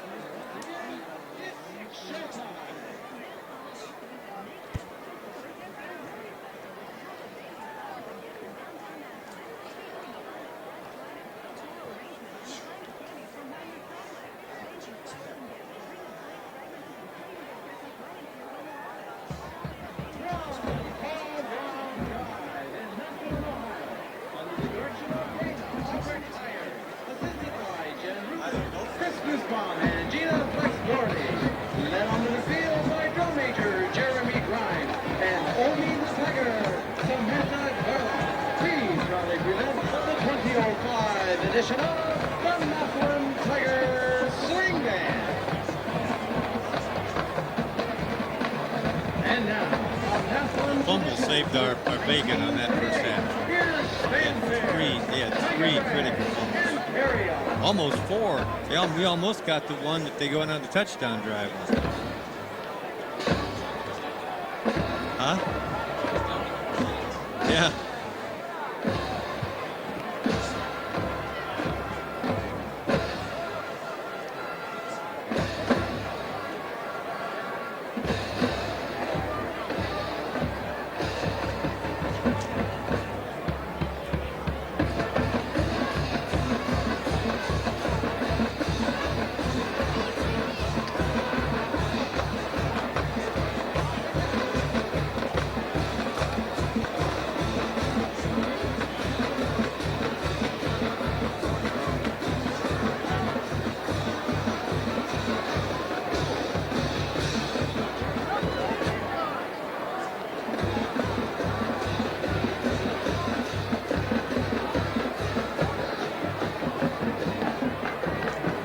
Played a half, fellas. We're right back where we started. Well, we could be up by a touchdown.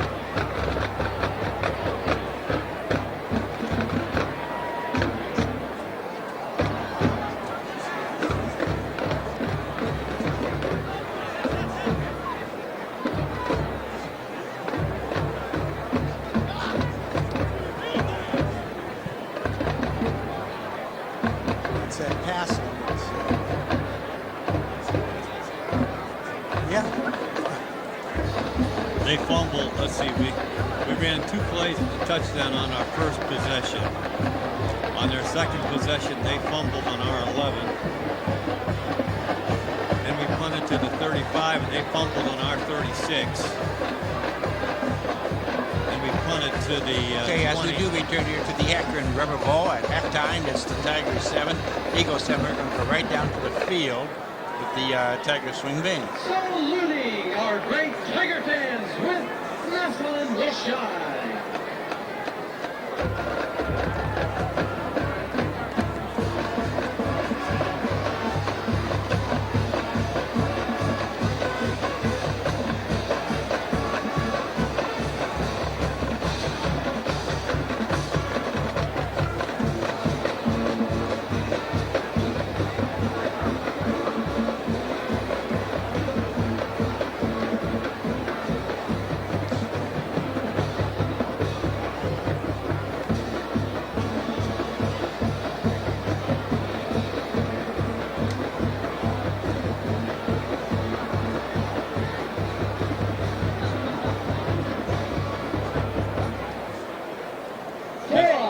as we mentioned, we bring our percussion section Tiger Swing front and Band center. using From the their movie normal Drumline, pregame this one is called Jump On It.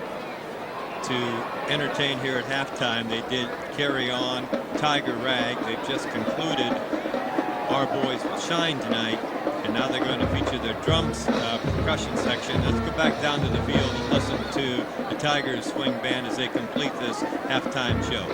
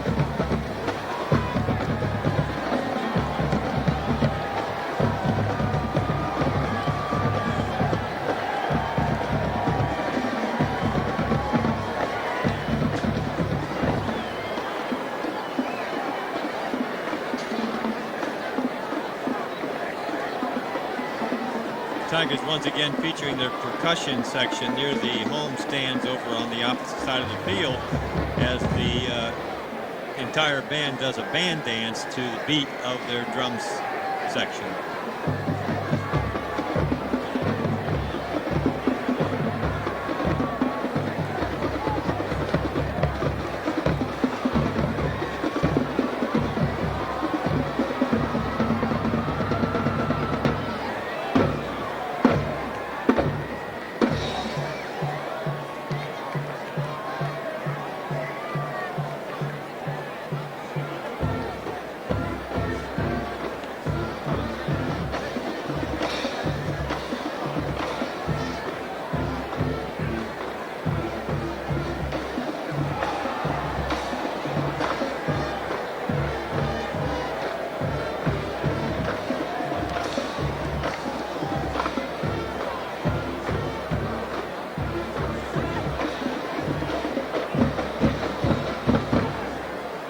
Ladies and gentlemen, the pride of Tiger Town, the 2005 Massillon Tiger Swing Band.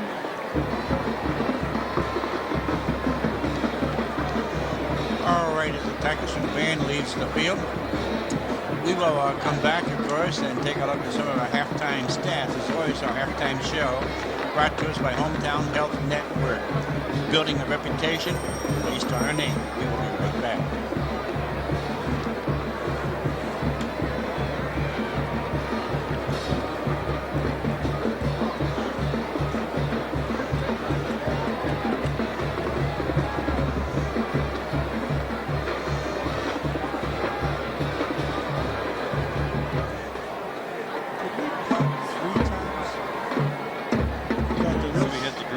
The real bad punt.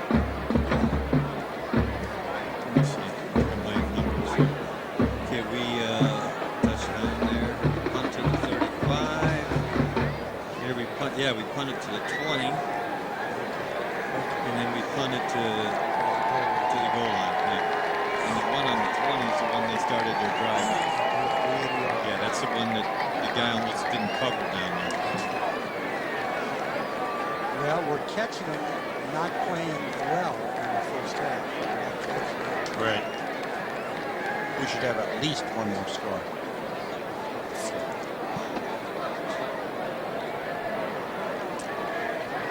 Well, that works both ways, Bill. Down on their side of the field, they're saying they should have one too because they fumbled on That's R11. right. That's right. Both of these teams have had, they're very, very similar, and they each have, they've made some boo-boos. Most of the stats are pretty even, right, Jim? Yeah, there's only 3 penalties the whole game on us. Yeah, and that's what I'm saying. I think the negative for us, the 3 penalties for 38 yards, which really hurt us in that last drive. The negative for them, they've had 4 fumbles and lost 3 of them. Outside of that, quarterbacks have both been outstanding. 5 of 5 for Bobby, 5 of 5, and 8 of 9 for St. Ed's.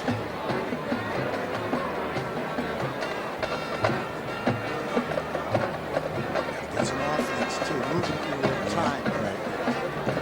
It's strange. The receivers have been able to make great catches for both teams, and yet there's been fumbles. After they have the ball, they have trouble. I don't know what happened on Robinson. And Rex. Okay. I'll get him slow. Yes.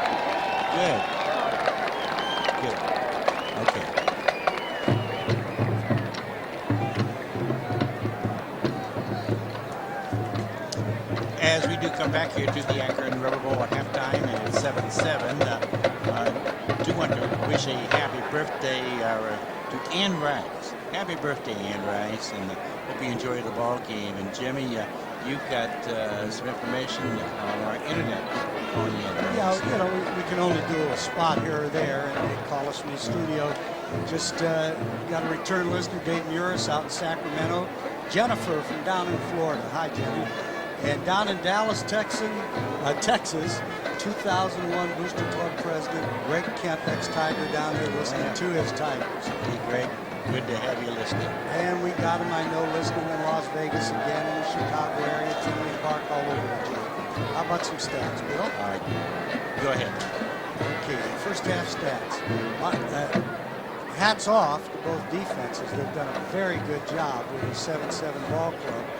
On the ground, the Tigers have rushed the ball 13 times for a net of 23, but in that are 21 yards in sacks that Bobby Huth took. With that number 1 coming off the corner sacking class. St. Ed's 22 carries for 61 yards. So on the ground, neither team really blowing the other team off the line of scrimmage. Through the air has been really a pleasant experience for both teams. Bobby Huth, 5 out of 5 for 97 yards. And Front Apple, 8 out of 9 for 93 yards. Tigers with 18 plays for 120 yards. St. Ed's with 31 plays, 154 yards. So St. Ed's, again, running the ball more and, as we thought, possessing the ball a little bit more. They've had the ball about 14 and a half minutes to 9 and a half minutes for the Tigers. Penalties, only 3 in the first half, all 3 against the Tigers. Joe talked about that in a second. Fumbles, Tigers fumbled once, recovered their own fumble. St. Ed's laid the ball on the turf 4 times and lost 3, but none of the 3 cost them a touch. And that's crucial as you look at this ball game. Also, one of the reasons I complimented both their defenses, St. Ed's longest run from scrimmage has been 7 yards. Oliver has 14 carries for 49 yards, but his longest was 7 yards. Brian Gamble carried the ball 8 times for 39 yards. His longest is 11 yards. Again, Bobby Huth, 2 carries, but really 2 pass attempts were a sack by that kid number 1, Morrison, that's his name, outside linebacker, came in and just really dismembered him twice. Big loss for St. Ed's. He's a tight end for them and a defensive line.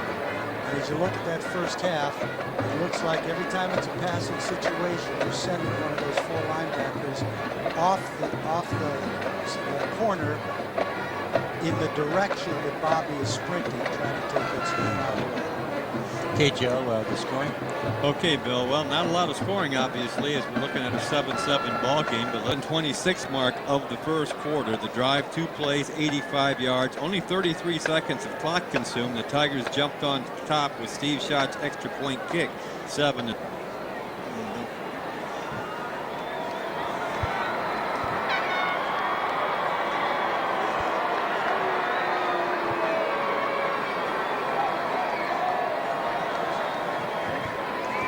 Who won that magic word last week? Epic.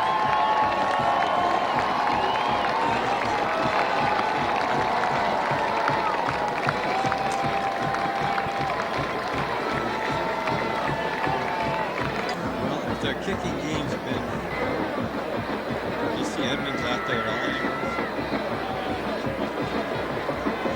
As we do return here to the Akron River Bowl at halftime, it's the Massillon Tigers 7, St. Edward Eagles 7.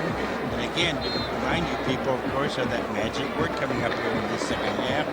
It's a $500 package, $200 in cash from ESPN 990 Radio, and then $100 gift certificates from Howard's Tiger Rags in downtown Massillon, also from Damon's Grill in the Belton Village, and also from Strasburg Meats located over in the Myers Lake Plaza.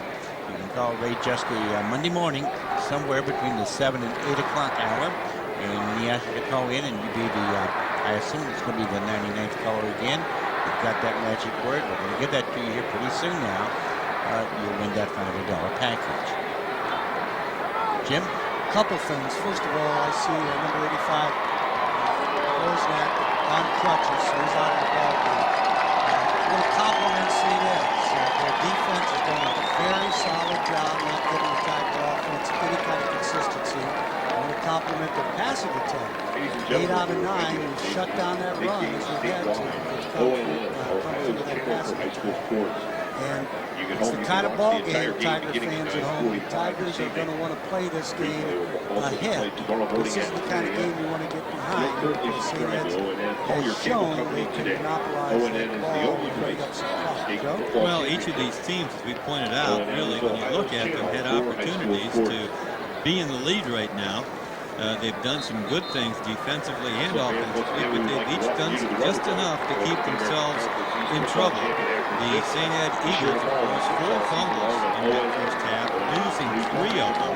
And the Tigers, 3 penalties for 38 yards, which took away a sure 3 points. So each team has played well, but they've done just enough negative things to keep themselves from having the lead here at halftime as the Eagles get all set to kick off to the Tigers. Tigers will be moving right to left along the radio dial towards the open end of the stadium. And the Eagles are moving left to right towards the enclosed end. Here's the kickoff, and here once again is Bill Caples. And this kickoff is going to be fielded about the 5, up across the 10 to the 15, to the 20, to the 25, stays on his feet, to the 30, to about the 32, and then there he is brought down. That was Robinson, Linnell Robinson. Second half kickoff, as always, brought to you by the Massillon Area Credit Union. Our third quarter of action brought to us by the Massillon AAA. Massillon AAA membership, one of the best values in America.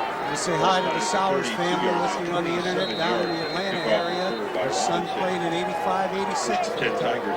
32-yard line. First and 10 for the Tigers at their own 32-yard line. Booth will hand it off. This will be Gamble. Robinson, I'm sorry, he will carry to about the 35. Knocked out of bounds over there. Picked up a couple off that right side. Tigers with a 2 tight end look, and he is the single back. Just a handoff deep in the backfield and try to find that hole as we start the second half. And Massillon needs to get something going here, guys. A little consistency in the offense. They won touchdown coming on the big pass, but not able to drive that ball at all in that first half. Backs will be offset on second down and 7. Booth under that center. He will get it off. He knows where he is. Tigers tried to run that counter play, that counter tray, they called it in the old days, with where you pull the backside and hand deep in the backfield to the tailback, fakes right, goes left, and wow, right into the hands of a couple of Eagles from St. Ed's. 10:55 to go. Third quarter, first part of that second half just starting. All tied up 7-7, and we're in a pretty good big play situation early. Third down and 10. Trips to this left side for the Tigers on third down and 10. Huth into his shotgun formation. Back to Huth. Dropping straight back.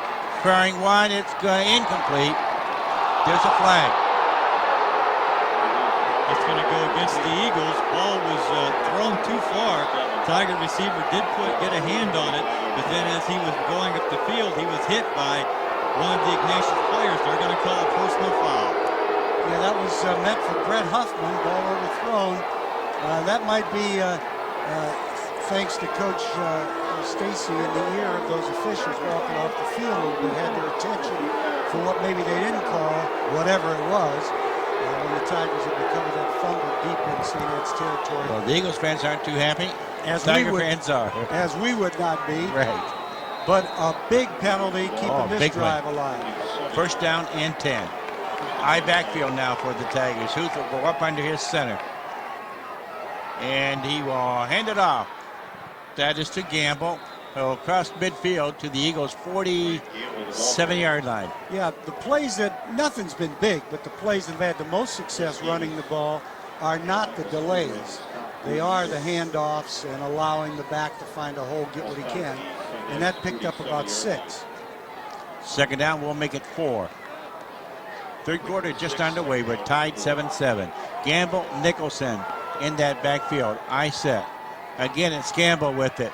He will carry to the 45. Fights forward to about the 41, and a Tiger first down. That was mostly Gamble. I'll tell you guys, there is a lot of effort being what is that word? Expelled? What do you do with Explored. Whatever.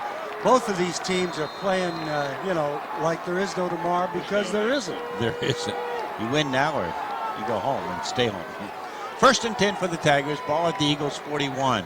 Backs will be offset. Flag. Now, we might have something where a lineman went down and then readjusted, and the line judge on the old St. Ed side, who's probably had a coach in his ear for the last so many quarters, sees something and calls it. So a 5-yard penalty makes it first and 15. We're at the 9:37 mark, clock ticking, third quarter. Tigers moving from our right to our left, ball right in the middle of the hash mark on the St. Ed 46-yard line. Backs again will be offset. Huth under that center. Will drop around rolls to his right now. It wants to go deep. This went in incomplete. Well, we had it out and up to Ricardo Wells, and he was out there. That ball was just off the fingertips. St. Ed's really pressing that line of scrimmage. 8 men up close with that 4-4, and just unable to hit that out and up pass that was there. Second down. 15. Now Gamble comes out as a split end this time. Huth into his shotgun. Back to Huth. He will hand it off. That would be Robinson. Carries to the 40. So he gets back to 5 that they had on the penalty. Bringing up a third down now in 10. Ball on the St. Ed 40.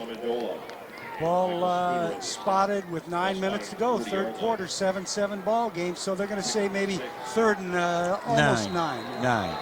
Well, monster play, both teams. Every play's monster when it's 7-7, right, guys? Yep. Third down and 9. Tigers will break the huddle. Troy Miller will split to the right side. Van Ryzen to the left. We're lined up when we run that option look to this side. Ball back to Huth. And there it is. He will option it. He will carry it across to the 35. That was Gamble. So we're going to have a fourth down and about 4 on the 35, and the Tigers come out with their punting formation.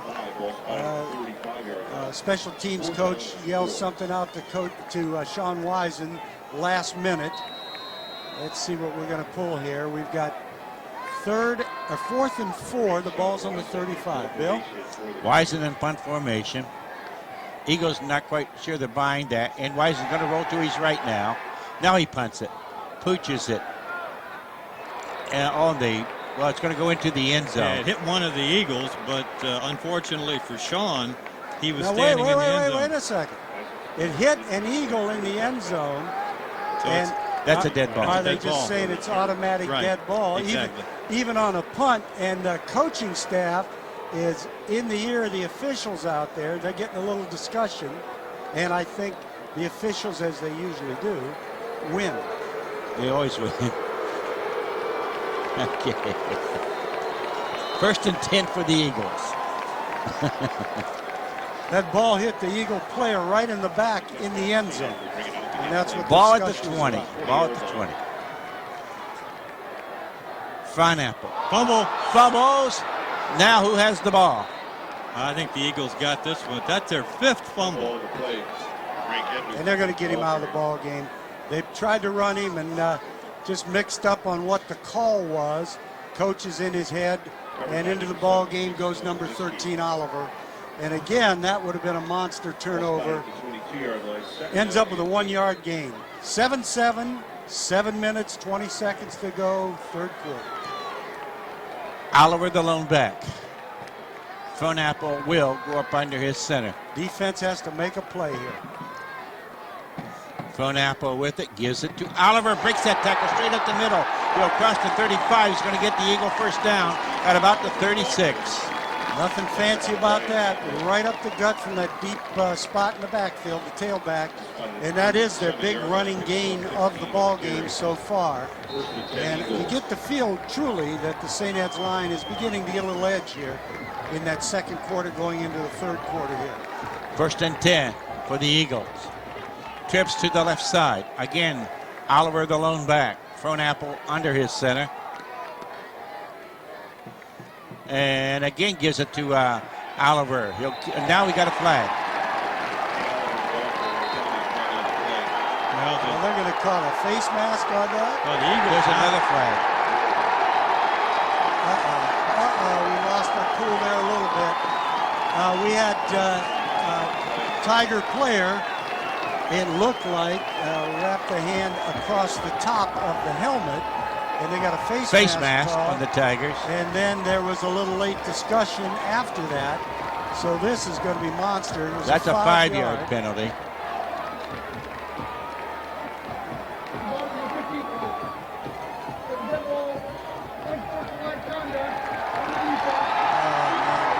So 5, then 15 puts that ball into Tiger territory. The inadvertent face mask they called, the 5-yarder, Tiger player saying, "Whoa, don't think so." And the official took what do you call that? Took offense. What is that word? Umbrage. I can't spell these. That's not the magic word, is it? No, it's not. Okay. Ball at the All Tiger, now 40, just outside the Tiger 40-yard line. 1st down and 10 for the Eagles. I don't know them big words, Well. guys. Umbrage. Whoa. Okay, Kyle Hubbard will flank to the left side for the Eagles. Oliver is the lone back. Frohnapple will go up under his center. And he will give it to Oliver. And he will carry to the 40 to about the 39. Great job by... Fumble. There is a boy. ball on the ground. Whoa. You telling me that thing popped out again? Yep. Back at about outside the 40, see? Boy, St. Ed's is really having a difficult time holding on to the football. Tigers need to capitalize on that. They can just pounce on one of these. Those 20 yards and 2 consecutive penalties really hurt the Tigers as it's moved the ball to the 40-yard line. It's 5:47 clock running. We're tied here in the 3rd quarter, 7-7. 2nd down and 10. We could use a pick.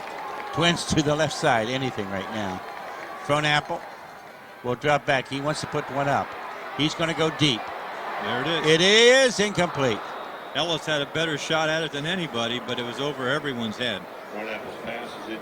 Well, 3rd and 10. That ball's sitting on just outside the 40.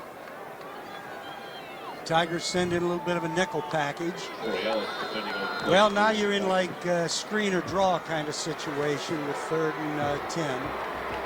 Because if they pick up 4 or 5, then you might have a 4th down opportunity. So let's see what they go with in the shotgun. They will be in the shotgun formation. It's Oliver back there with Fronapple. Back to Fronapple. Again, he wants to put one up. Now he rolls to his right. Now he's being pursued somewhat. Oh boy, it's going to be a clip, and it is caught. Down at about the 25-yard line. But boy, and see our player down here, hard time getting up. He got hit in the back so hard. I mean, I saw it. Maybe I was the only one. Well, that puts it down on the 26 as Fronapple Tigers with great coverage. Nothing open at all. You can only cover for so long. Absolutely. The young man able to break contain back here to the off to the left side, and then he found a receiver. Actually, ball was high. Kid made a good catch. 1st and 10. Ball just outside the Tiger 25-yard line. I backfield Quick now. snap. Watch quick snap. Fronapple with it, giving it off to Oliver. Breaks a couple tackles. Then he gets across the 25 to about the 24. He was going to lose about a yard, but the Tigers couldn't bring him down. Well, I think Coach Gibbons sees what we see. Keep Edmonds out of that ball game. Oliver isn't the scat back type, but he's a hard runner. It isn't going to hurt you. 2nd down, we'll make it 8. They're doing a little bit of substitution personnel package here. They put number 22, Dvorak, the brother of, into the ball game. And they're in tight. Again, Oliver will be the lone back. Fronapple with it. We're dropping back. He wants to put one up. This one it is almost picked off. Good coverage by Neil James. And that's who they were trying to hit, number 22, that they snuck into the ball game. He did a little wheel route down the sidelines as they sent the big... Is that a flag on the field? Yes. Apparently that's on the Eagles. They're talking to the Tigers. Now decision time, 3rd and 8 or 2nd and 18. I guess we're going to go 2nd and 18. Yep. Probably going to be a holding penalty. It is. Up, 2nd and more than that. 2nd and 19. 2nd and, I think, 19. They'll move it back to the 35. Well, 2nd down, 4:15 to go. 3rd quarter, score all tied. And this clock ticking away. Tigers had 1 possession, St. Ed's 1 possession in this quarter. Hubbard will be the flanker to the left side. Checking off at the line, looking at the coverages. Fronapple under center. Oliver at that lone back. And they'll give it to Oliver. And he will fight forward. He gets to about the 31. 4 minutes to go, 3rd quarter, clock ticking, 7-7, and now it's 3rd and about, what, 15, 16. That was a relatively conservative call. You got to wonder now if maybe Gibbons isn't playing field Well, position. I think the kid checked off. I think he saw something with that secondary. Would you say, Ray? And then checked off to the run. And, you know, sometimes it's good to let the quarterback do that. Sometimes it's not, Joe. I agree with you. 3rd down, 15. Eagles now have trips to the right side. Ernie is the flanker to the left. Fronapple into the shotgun back there with Oliver. Watch. Back to Fronapple. Again, Watch he wants Oliver. to put it up. This one it is. Did he catch it? Yeah, great catch. He did at about the 21 or 22. Man, this kid is a big timer, folks. Let's remember him. He's only a junior. Kyle Hubbard, a wide receiver. He's not a speedster. He's 6'3", 2 1/4. 21-yard line. Looks like they're going to go for the field goal. Great hands. Well, now a kid named Rios is going to be kicking this ball into the closed end. It'll be, if he kicks it, about a, what, a 30? Well, about a 37-yarder, looks like. 38 maybe. And holding. Yeah, about 38. Holding for St. Ed's will be number 18, Skozen. It's on this near hash mark.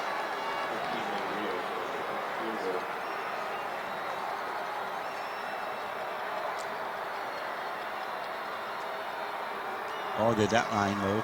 Snap Yep, back. they did. Now the kick is up and It's good. good.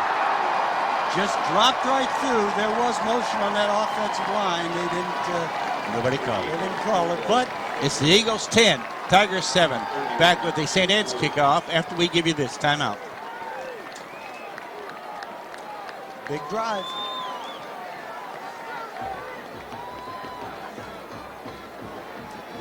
Come on, we're not going to get many possessions. We need to cash in on one. Right. No, we haven't done much offensively. Yep. That's been a problem. Got to get a big play, big play, big play.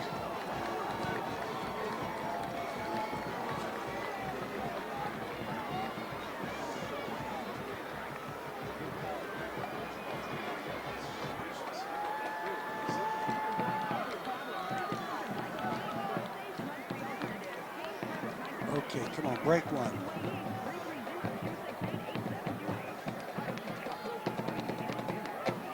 Boy, 20 yards in penalties. Whew. Hurt. Really hurt.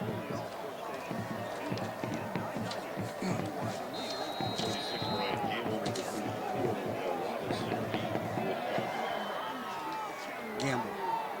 9. The kickoff will be fielded by Gamble, and he'll return it up to the Tiger 30-yard line.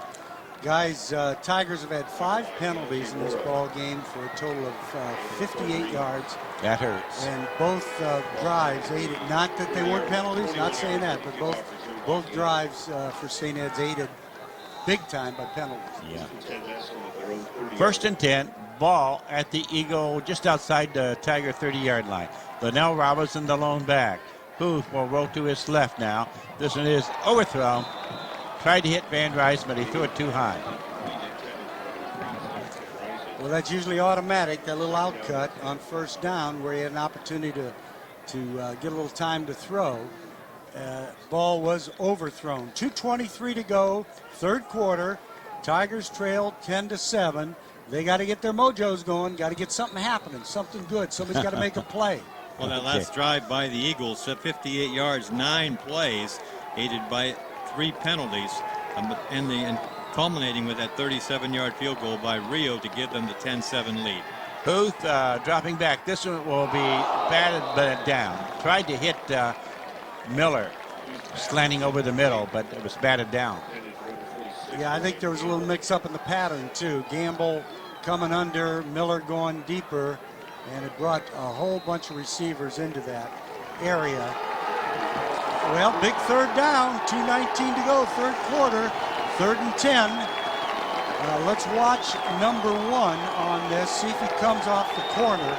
Every passing situation, this linebacker has chosen to blitz, and he's cheating up again. There Booth into his shotgun, and he's going to be brought down again. Back at about the 23-yard line. That time they did block number 1. Someone picked him up, but they got to him from the backside. Well, big defensive play by St. Ed's at the 2-minute mark of the 3rd quarter. They're up by 3. This time they used 2 returners back there, Oliver and Dvorsnik. Wisen to do the punting, standing back now at about his own 11-yard line. Snap is good in this punt. High kick, and it's going to be fielded, and he dropped it, but he holds on to it as it hits the turf at about the 43-yard line of the Eagles. So pretty good field position for St. Ed's. Yeah, kicking from the closed end into the open end. St. Ed's opportunity here. Minute 38 to go. They're on their own 43. Tigers defense has to bow their backs and shut them down here. We can't have a time possession kind of drive on our hands. Oliver again will be the lone back as Fronapple up under his center now on 1st down. Fronapple dropping back, wants to put one up. This one, it's incomplete. I will never understand them. No, you know, these coaches, they both established, particularly the Eagles, established a running game. They got their offensive line into some sort of a rhythm, and now they come out and throw the out, which is incomplete. That's fine. Of course, Tom Stacy on his last possession went for the pass on all 3 plays, 2 incompletions and a sack. So Each coach obviously starting to feel they have to go to the air. Second half, 10. Again, Oliver the lone back. Well, we can look for a draw or something here. They'll put Ernie in motion as Frohnapple gives it off now to Oliver. And fumbled the ball. Again, they recover. The Tiger defenders are popping them. The ball's coming out, but it's popping back up.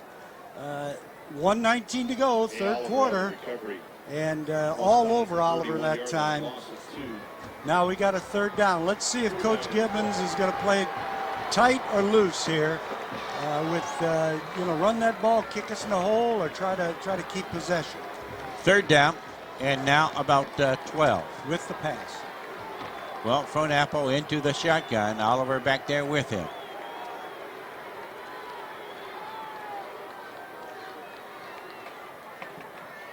Back to Frohnapple. He wants to put one up.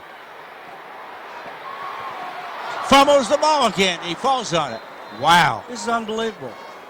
In the first half, they had 4 fumbles. Already 3 I can think of this half where they're just not, and this has nothing to do with the playing conditions. No. You know, for this late in the year, that field looks beautiful. Right now it does.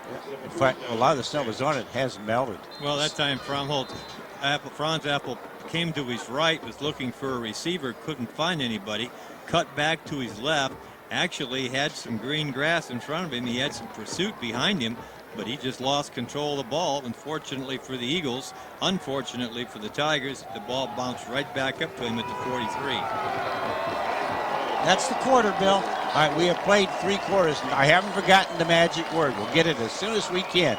Right after, again, we take this Martine Tours timeout. You know, as always, Martine Tours. Edmonds is done, too.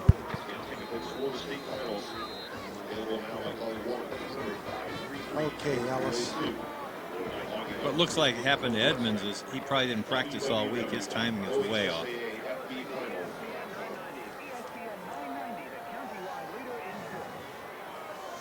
As we return here for this fourth quarter, is always brought to us by Anchor Baptist Church.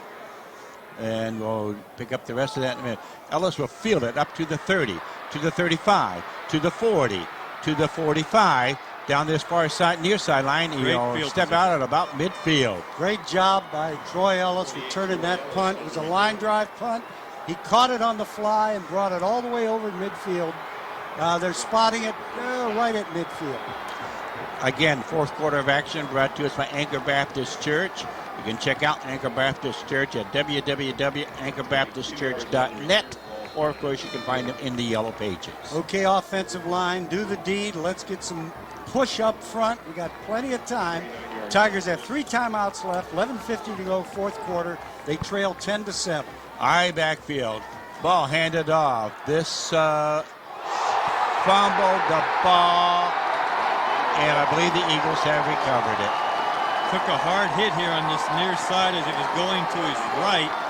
Ball bounced out, and there were 2 Eagles there to fall on it. Well, just when we gathered great field position, we give it right back to them. Oh, man. Tough one. Wow. Yes, Tough it one. is. St. Ed's now has the ball on their own 46. That was about a 5-6 yard gain before he got popped. The ball bounced backwards. St. Ed's recovered.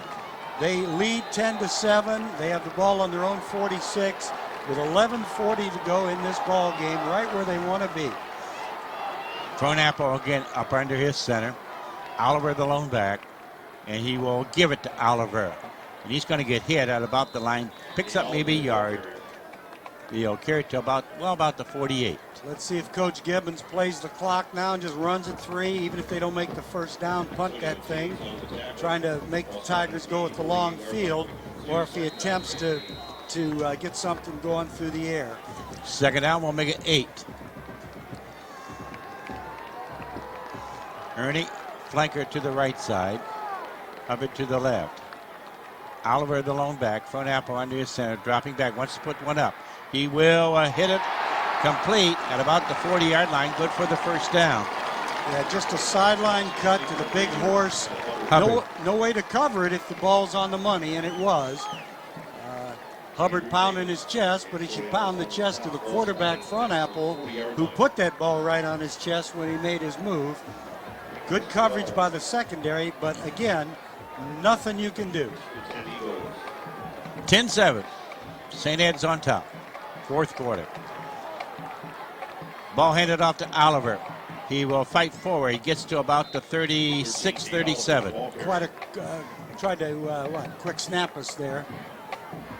The Tiger defense doing a good job on first down, but St. Ed's has made enough of those key third down pass plays, especially he had 8 out of 9 passing in the first half to keep possession of the ball. Now they're down on that Tiger 37. 10:20 to go, clock ticking, fourth quarter. Second down and 7. Eagles will put Twins to this left side this time. Unbalanced over here, very strong to this left side. Thrown apple under his center. And he will give it to Oliver again, breaking that tackle, but brought down and gets back to about the line of scrimmage. Yeah, again, I think he checked out of a good play. They had us outmanned here to the weak side, to the short side of the field. And again, the young man thought he saw something to the wide side and went right to the wide side. And great job by Antonio James staying home. Boy, you see Oliver carrying that ball like a loaf of bread, too, out there in one hand. Well, Nichols Bakery, deliver that puppy. Come on, let's go. Bring it to the Tigers. Third down, 7. Ernie this time flanks to the right side, Hubbard to the left. Oliver the lone back. Front apple under his center again on third down. And he will drop back. He wants to put one up. He will find Edmonds this time. He'll be driven out of bounds. Fumbled again, but he was out of bounds when he fumbled it. Yeah, that play was meant to go deep. Great coverage on the wide out 81 going deep. He had enough time to look to his safety valve, the fullback who plays tight end sometimes, Staples, and he was all alone over on the left sidelines, just sitting there, ball right on the money. So first again, and 10. They make the big play when they have to. Ball at the Tiger 23-yard line. Now they're in punch it out 4-down territory. I-backs for the Eagles.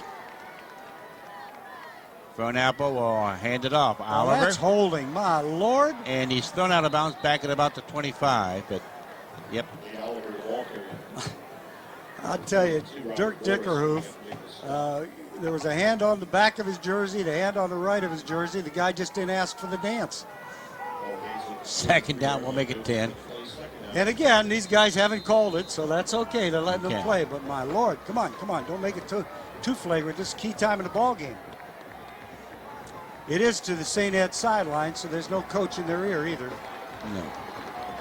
Twins to the right side for the Eagles now on second down. Front apple into the shotgun. Back to front apple, rolling to his right. Now he's firing one, and it is caught to Ernie. He fights forward inside the 5, about the 4. Oh, what a catch, what a pass. Throw, right on the money. We had good coverage, Joe. Sure did. Threw it between 2 defenders. Yep, great coverage, great throw, great play when they had to. Puts that ball down on the 4-yard line. First down, St. Ed's. 8:22 to go, third quarter. And the Tigers stopping the run and attack. The kid has stepped forward, front apple. Tigers offensively unable to keep any kind of consistency going to take advantage of their opportunities. Boy, Tigers need to come up with some type of turnover here. They cannot afford to go down by 2 scores. Ball handed off Oliver. He'll break that tackle. He fights forward, gets to about the 5. Yeah, great penetration by the Massillon defensive line. 8:02, clock ticking. So shut him down. They're going to give him a little forward progress. And they're lined up, no huddle. Oliver the lone back. Front apple with it. Gives it again to Oliver. Fighting forward, and again gets back to about the line of scrimmage, and that's all. I don't know what you're going to get no huddle when we're already in a goal line defense, but that's what they did on 2 plays, trying to catch us napping. Now we got third down. Ball has not moved as these Tiger defenders have played their fannies off. Third down, 5. Ball just across that 5-yard line.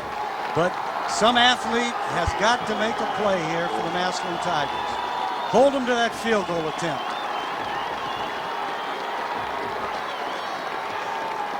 Kronapple again is going to go up under his center this time. Again, Oliver is the lone back. Kronapple wants to throw one deep. And it is, he's out of bounds though, isn't he? No. Touchdown. He pushed off is what he did, first of all. It looked like he and one of the Tiger defenders were dancing down here in the end zone, and he got away with the push-off. Oh, man. Caught the lob pass in the end zone. Yeah, touchdown to the big guy, to the big Kyle Hubbard. Little fade pattern, well covered, but, you know, 6'3" against 6 with a little bit of body lean, I guess. And body lean. Touchdown for St. Ed's. It puts them up by 9. Now for the extra point.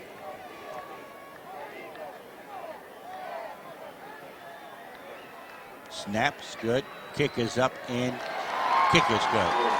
17-7. Eagles lead it. Back with the St. Ed's kickoff and our magic word after we give you this timeout. You know, you would have thought they'd have called something there, because those two guys were dancing down there. I mean, pushing and 7 minutes. 7 minutes. Yeah. All right, thanks. I hope she didn't get a phone call last year was times left. I hope not.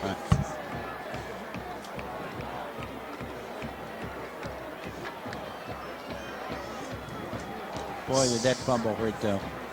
Yep. Really, Great field really position. hurt. Great field position. Right at the 50-yard line. Yep.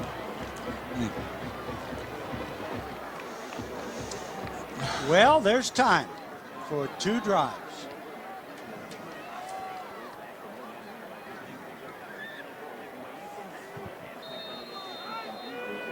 And Rios will kick off for St. Ed's.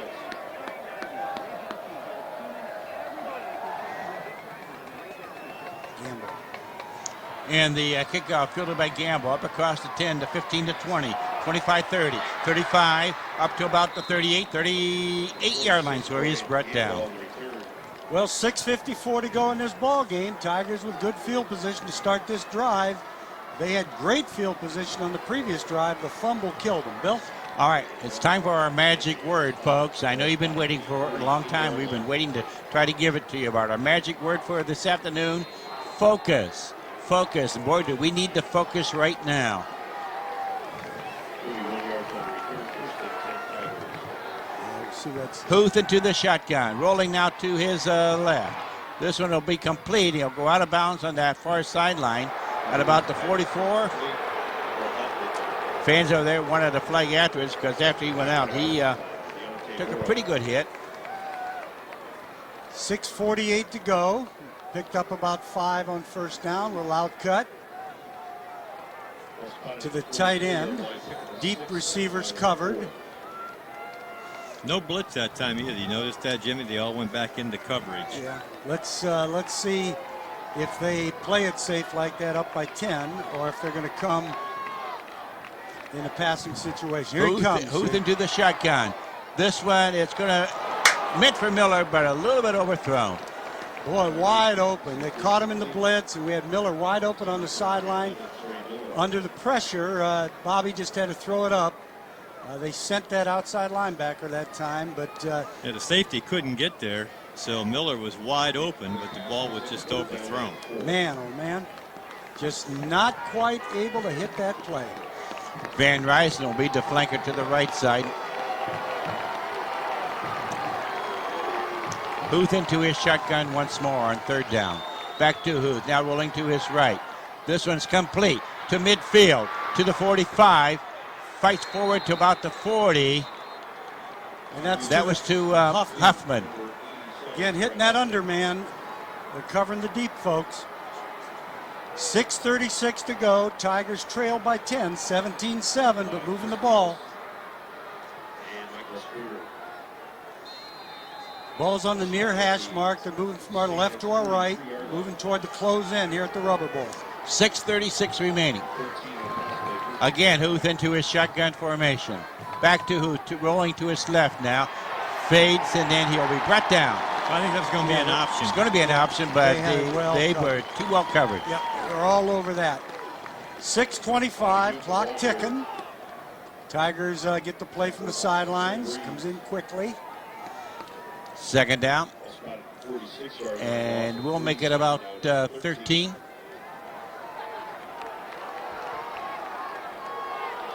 Again, Huth into a shotgun. This one's complete. Gamble. 240, 30, 25. Driven out of bounds on this near sideline. Now, of course, where they say he stepped out, around about the 20. Gamble playing that split end position that time, caught the short pass and went to the sidelines, took it down to the 20. They sent that outside linebacker, but it was to the far side.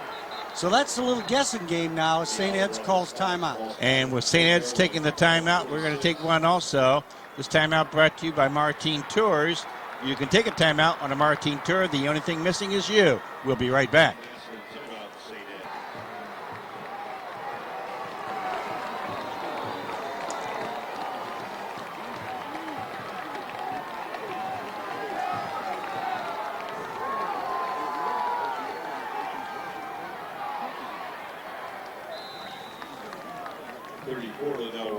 The ball carrier.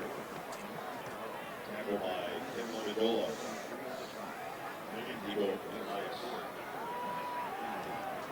Come on, make a play. Tried to catch him napping with that play. It just isn't there. Make sure Gamble. See, they're both back on that far side. One of them needs to be up. I hope they don't call that on us. It's there. Oh. Boy, I'll tell All right, you. as we return here to the Akron Rubber Bowl, Tigers have run a couple of plays. They have the ball at the Eagles' 18-yard line, third down. If somebody like us could get a little ball on the money, St. Ed's is not doing a great job of covering us in this fourth quarter. We're getting people open. We've got third down and 8.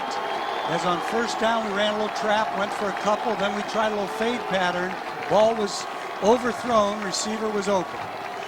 Third down and 8. Again, Booth will be into his shotgun formation. It's got a timeout. Now a little, again, right, Gibbons. The Eagles want a timeout. So again, we'll take our Martine Tour timeout. Get up on that line of scrimmage. We'll move them on. Okay, now we got a tight end to that side.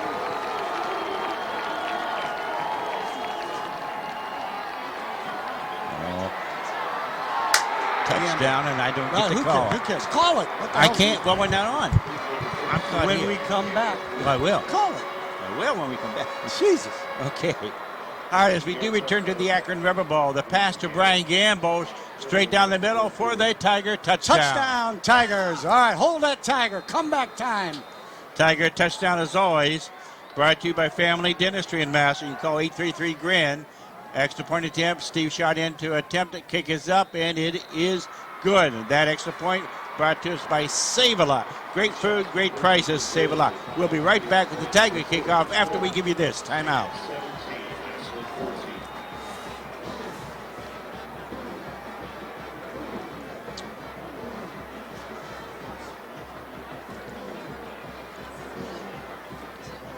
What? Now, there's no way in heck we're going to onside kick because they drive the ball way too well. Kick it away from him is what you do. Pooch that puppy. Hey, Gibbons is crazy. He needs to get somebody back around the 30. You know what I'm saying? Ah.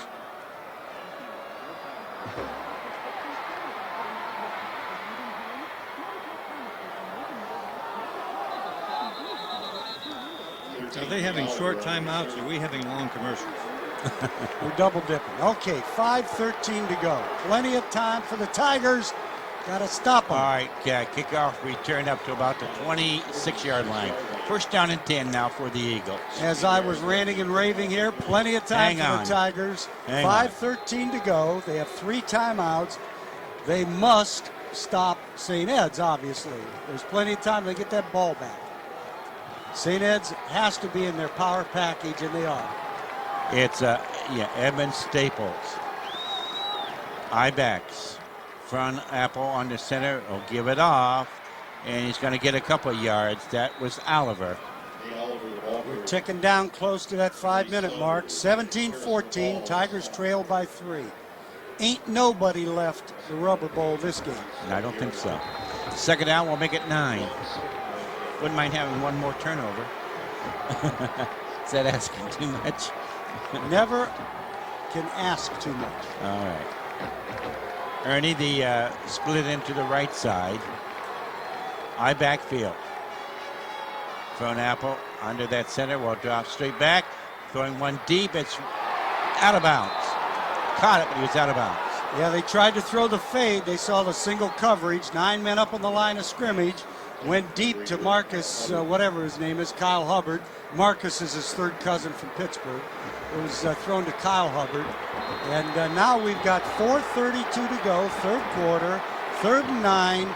And those cinches are getting a little tight around the belly for those green and gold kids. Well, they've got to make a play. But they've made some. This time, twins to the right side. Hubbard splits to the left side. Frohnapple into the shotgun. Back there with him is Oliver. Back to Frohnapple.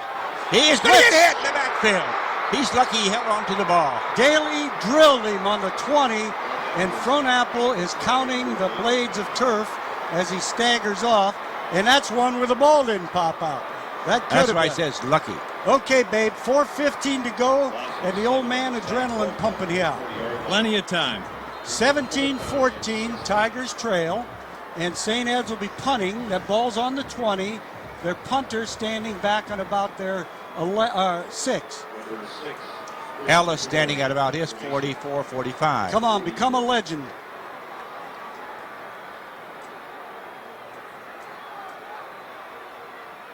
Snap, ball's into the dirt, gets it off,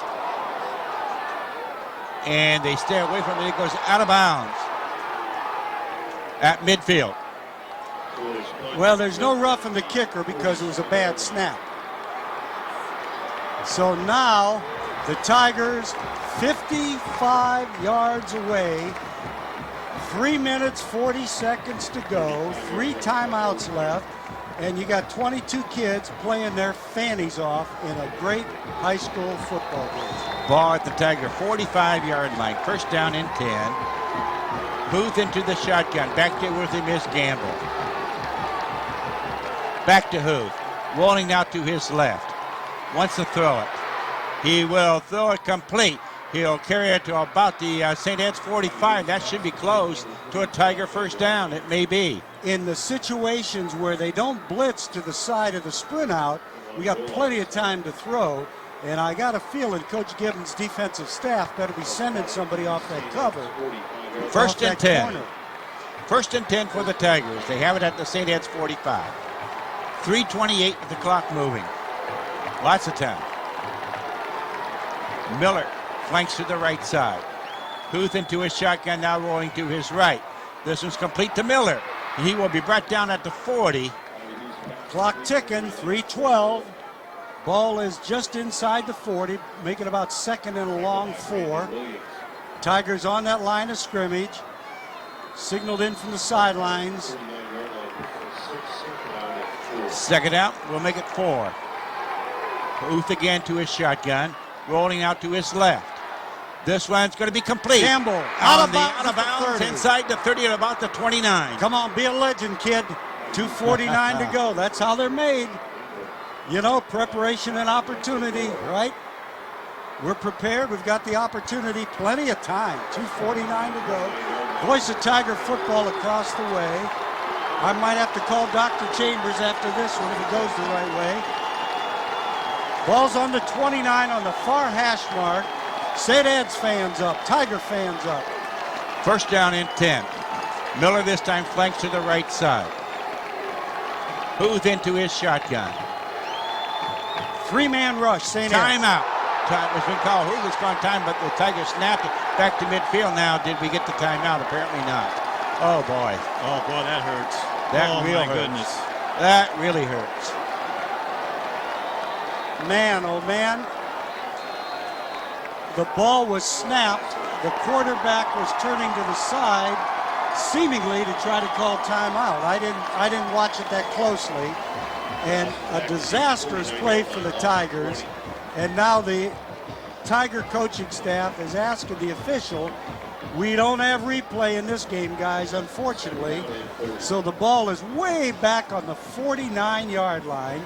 The Tigers need to get down to the 19, and what looked like an opportunity has turned into a real disaster.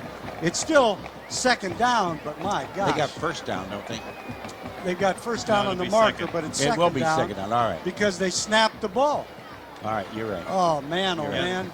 Bobby was looking over to his left. He was looking to the sidelines. Center snapped the ball. Bobby didn't even see it go by him and turned and chased it. Was obviously able to fall on about the Lakewood 49, but Now St. Ed's will really loosen up, or they should. They only had a three-man rush that time. They've got 8 players back, 3 up. Huth into his shotgun. Huth now rolling to his right. Now he throws it. Complete out of bounds. He'll go with it. And they'll say he was at, oh boy. I'm not so sure about that. He must have bobbled it. I don't know. I can't tell. It was on the near sidelines in front of St. Ed's players. But it just a darn shame, that bad snap. well, Third down. Third down and 30. Brought life to the St. Ed's fans and players because the Tigers were heading for that juggler, but a play that went awry puts them in really dire straits. They're going to have to come up with a monster play here, 3rd and 30. Van Ryzen on this right side, flanked. Huth into his shotgun. Back to Huth. Throwing one over the middle. Complete. Gamble. He's got the corner. To the 20. 15 out of bounds. Unbelievable. 3rd and 30. They pick up 36. Hold that friggin' Tiger. And 2:21 on the clock, so time is not a factor. Now you talk about a Greg Wood to Eddie Bell pass, huh? Well, that one's for the winning score. That's for the Touchdown. winning score. It this is almost a there. similar situation. Maybe. 2:21 to go. First and 10. Unbelievable. And they pick up a 3rd and 30. Now just stay chilled, big guy Jim. Hang in there. These kids are cooler than I am as usual. Who's now up under his center? Dropping straight Throw back. back and he's there. He's there to the 5. To the 5. If he could have kept his feet, he's in. Perfect call. Threw back to the tailback, coming out of the backfield, uncovered, and St. Ed's pass defense reminds me a little bit of nothing too good right now. We have players open all over the field. Yeah, they've just had no coverage whatsoever for this passing game. Since we've gone to the passing game, they don't have a clue how to stop it. But it Second is. down and less than 1. St. Ed's Ball at the 5. are still up by 3. Split backs. Van Ryzen goes in motion. Who's giving it off to Gambo? Touchdown, Tigers! Game is not over, but what a comeback. Danny, baby. Massillon Tiger touchdown. Brought to you by Family Dentistry in Massillon. Call 833-GRIN. Extra point attempt brought to you by Save-A-Lot. Great food, great prices. You can save a lot. Steve shot in to attempt the extra point. And a big one.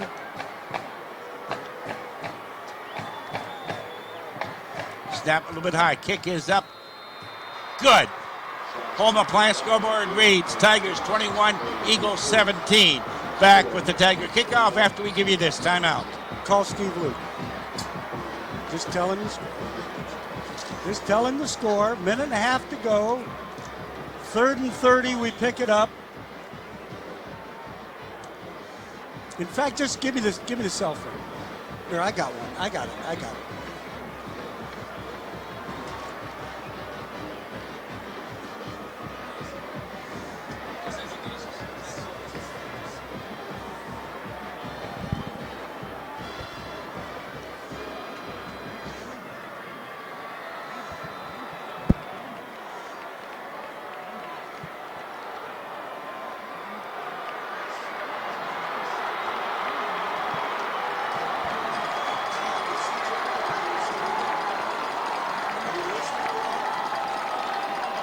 Okay, listen, it's 21-17. We just scored. Just picked up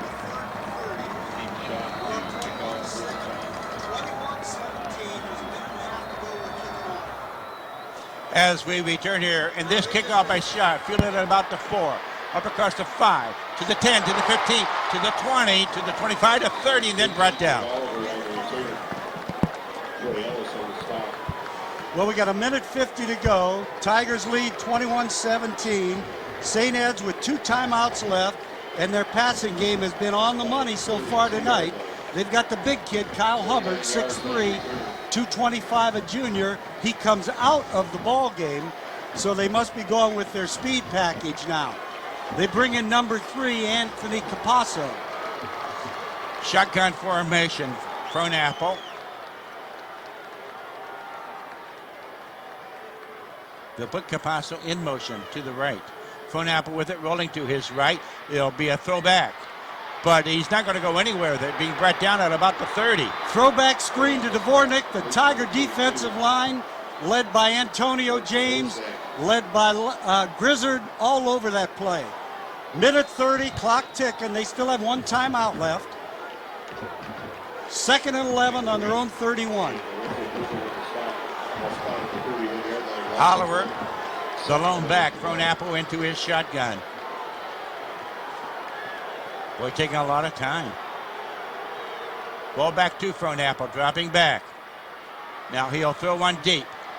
And it is out of bounds. Out of bounds. Great coverage by Neil James. Just walked his fanny off to the bench, as Steve Luke used to do when he was a defensive back for Ohio State and the Packers. Well, 2 more downs, 3rd and 11, 1:07 to play in the ball game. Tigers just taking the lead on the 6-yard run by Brian Gamble over the left side. 1:07 to play, 21-17 Tigers. Here comes St. Ed's, 3rd down, 3rd and 11. Trips to the right side. Oliver is the lone back. Fronapple into his shotgun. Back to Fronapple. Being pursued. Now rolling to his right. He'll pass it. It's caught at about the 35, 36-yard line. Still going to be short of the 1st down. That was a great effort by the quarterback, Fronapple, and the receiver, Oliver. And St. Ed's have just taken a timeout. That's their final. Keep it here, Bill. 53 seconds to go. They called their final timeout. 4th and about 4. The ball's sitting on their own 38. Tigers lead 21-17. And you want to talk about a season. Winners goes on, loser stays home. That's the way they play these crazy things nowadays. Winner, of course, next Saturday night at Fawcett Stadium. They'll meet the winner, of course, the Cincinnati St. Xavier Hilliard-Davidson ball game. That's being played, I believe, Upper Arlington. No, down in Miami. Is that Miami of Ohio? At Miami of Ohio tonight at 7 o'clock. Nobody plays at Upper Arlington. Hey, do you see what Hey, the sun just came out. Paul Brown shows his light upon the Tigers. And it's on the Massillon side. That's where the sun is shining. Well, this is it. Is that an omen? Let's hope so. This is it for the Eagles. They have to get 4 yards, or this ball game is history. They brought the big kid in over on that wide side. They're going to throw it to him. You bet your mama on it. Fronapple with it, looking for somebody. Now he will throw it in and out. Tigers hold. Hold the top. 47 seconds to go. Massillon in a just unbelievable comeback, as Ohio State was last week, down by 10 points here with what, 7 minutes to go, Joe? With when did they start? 7:02. 7:02. Tigers drive for a score, drive for another score to take the lead. They were down 17-7. Now all they have to do is take a knee a couple times and this game's over. Victory formation. No timeouts left for the Eagles. And that's what Bobby Hook does. He takes a knee. Well, I want to tell you, folks, the clouds parted. Paul Brown upstairs shined upon us. Absolutely. It was miraculous. See, you Akron people don't understand that, Danny. You got to be from Tiger Town. The voice of Tiger football in the background. I do believe. And let's see. One more time. Who's on their center again takes the knee. And that should be the ball game. The Tigers win. Head to the sidelines to start the celebration. 9, 8, 7, 6, 5, 4, 3, 21. It's over. Woo! Final score. Division I state semifinal at the Akron Rubber Bowl. The Massillon Tigers 21. The Lakewood St. Edward Eagles 17. Tigers heading for that state title game next Saturday night at Fawcett Stadium. Tigers will advance to play the winner of the Hilliard-Davidson-Cincinnati St. Xavier game. Being played tonight at Miami University in next week's state final, which will take place in Canton's Fawcett Stadium on Saturday, December 3rd. You see both teams on the field now shaking their hands. Ladies and gentlemen, thank you. Boy, what a tough ball game for these two teams to go through. Well, the Tigers come through with just 2 gigantic drives after Kyle Hubbard scored on the 5-yard pass from Tronapple at the 7:02 mark. Rito's kick made it 17-7. The following kickoff, Tigers went 62 yards in 8 plays. The touchdown play, a 17-yard pass from Bobby Hoot to Brian Gamble. Shots kick at the 5:21 mark made it 14-17, and then the Tigers got the ball again following a punt at their own 45-yard line. From there they went 55 yards in 8 plays. Brian Gamble once again, a young man who just truly refused to lose today. A 5-yard run over the left side after making a 3rd and 30. Shot then kicked the extra point at the 156 mark of the ball game, giving the Tigers 21-17 lead. They held the St. Ed's Eagles on 4 plays, and they are headed to the championship game next week in Fawcett Stadium. Final score, Massillon 21 and Lakewood St. Edwards 17. Big play, of course, that final drive. The Tigers had to go 3rd down with 30 yards to pick up, and they were able to do it as they cut over the middle of Brian Gamble with the pass. He got to about the 15 for the 1st down. And from there, it's just a case of going in to score. Well, as Jimmy always says, and I've heard him say it so many times in the 30-plus years we've been doing this, you put the ball in the hands of your athlete, and the Tigers have a great athlete in Brian Gamble. He caught that ball, and there was no doubt that he was on his way to the 1st down. He came down the right side, hit him going across the middle. He ran the width of the field, turned the left side, and almost got it in. If he hadn't lost his feet, he might have gotten in, but he picked up the big 1st down. The next play then, a 5-yard run by 10-yard pass rather to Gamble, took it down to the 15, and Gamble again, this time a 5-yard run around the left side. So Gamble, all 3 of those plays, the 3rd and 30 on the pass, the 10-yard pass that followed that, and then the 5-yard run for the touchdown. And I guarantee you Brian Gamble's going to be leading that alma mater down there in just a few seconds, fellas. You know, that's why I kept it here, because I wanted to see that. I'd like to have us go down and pick that up. I know we got some spots to make up, but hang in there back at the station. Yeah, we don't mind sitting here for a while. We will get to them. And again, hey, I can mention this, of course. We told you here in this 4th quarter early, our magic word today is focus. Were we ever focused in this one? What a word. What a magic word. You talk about being focused. These Tigers were focused throughout. What a great comeback. Bill, I think you're going to be able to take your break because I think they're going to award the trophies before the band and the team play the alma mater. We will do that, and then we'll come right back after we give you this timeout.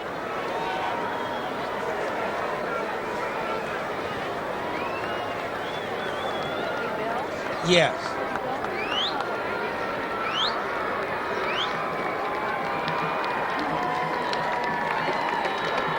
Yeah. I don't know. I said focus. Well, I was saying focus, I thought, but you were saying correct. Sure. Okay. I'll sing it to him. F is for the many times you focused. U is for the unified. Whatever. No, you don't need that either. Oh my goodness.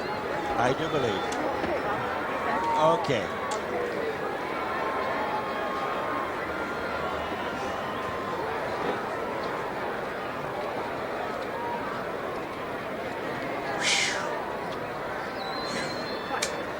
All right, back here at the Akron River Bowl, and we're going back down to the field, I do believe.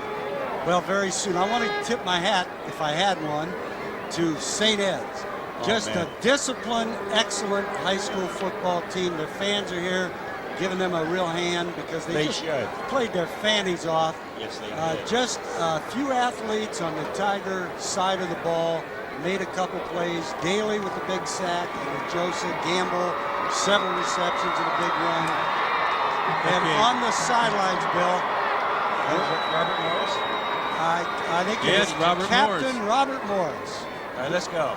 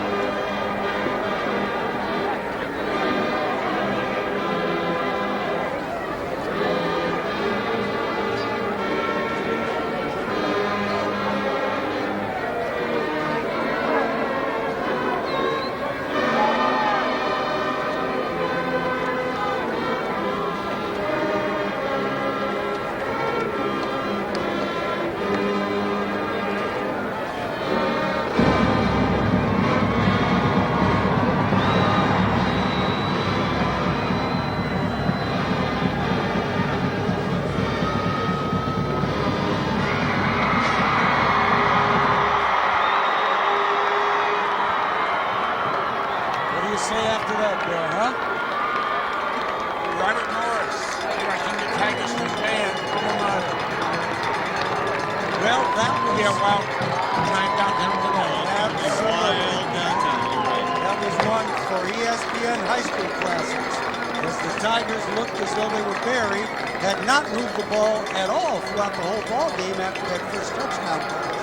Went to the passing game with 7 minutes to go, drove down and scored again, and the St. Ed's band is playing their alma mater, and most of their team is staying out for it. I don't understand that. I guess those are the most recent transfers from the East Center that just walked off. I'm not sure what that's all about, but I'm not allowed to say those things. They're on the bus back to their home schools. They're going to the Glenville bus. Is that what's up? He's got his bus parked out. Off to the academy. What the heck? We'll Enjoy come it, back. Tigers. We will come back. We're going to enjoy this one. We will come back with our post-game show, as always, brought to us by the All-American Home Mending. And before I take that break itself, however, I do want to remind everybody again, our magic word is focus. That's F-O-C-U-S. Focus, okay? Which is what the Tigers were doing all the game here today. It's a focus, folks. It's you'd be the right caller on Monday morning at the Ray Jesky Show, 7 to 7, 8 o'clock. You're going to win that $500 package. That includes $200 cash from ESPN Radio 990. Also $100 gift certificates from Howard's Tiger Rags, downtown Massillon. Also from Damon's Grill, located in the Belden Village, and Strasburg Meats, located in Myers Lake Plaza. The word focus. Okay, we'll be back after we give you this. Time out.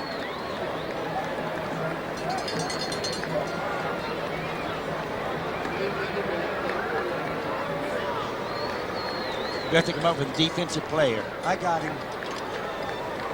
You can't do Neil James 2 weeks in a row. We can do anybody we want. Do anybody we want.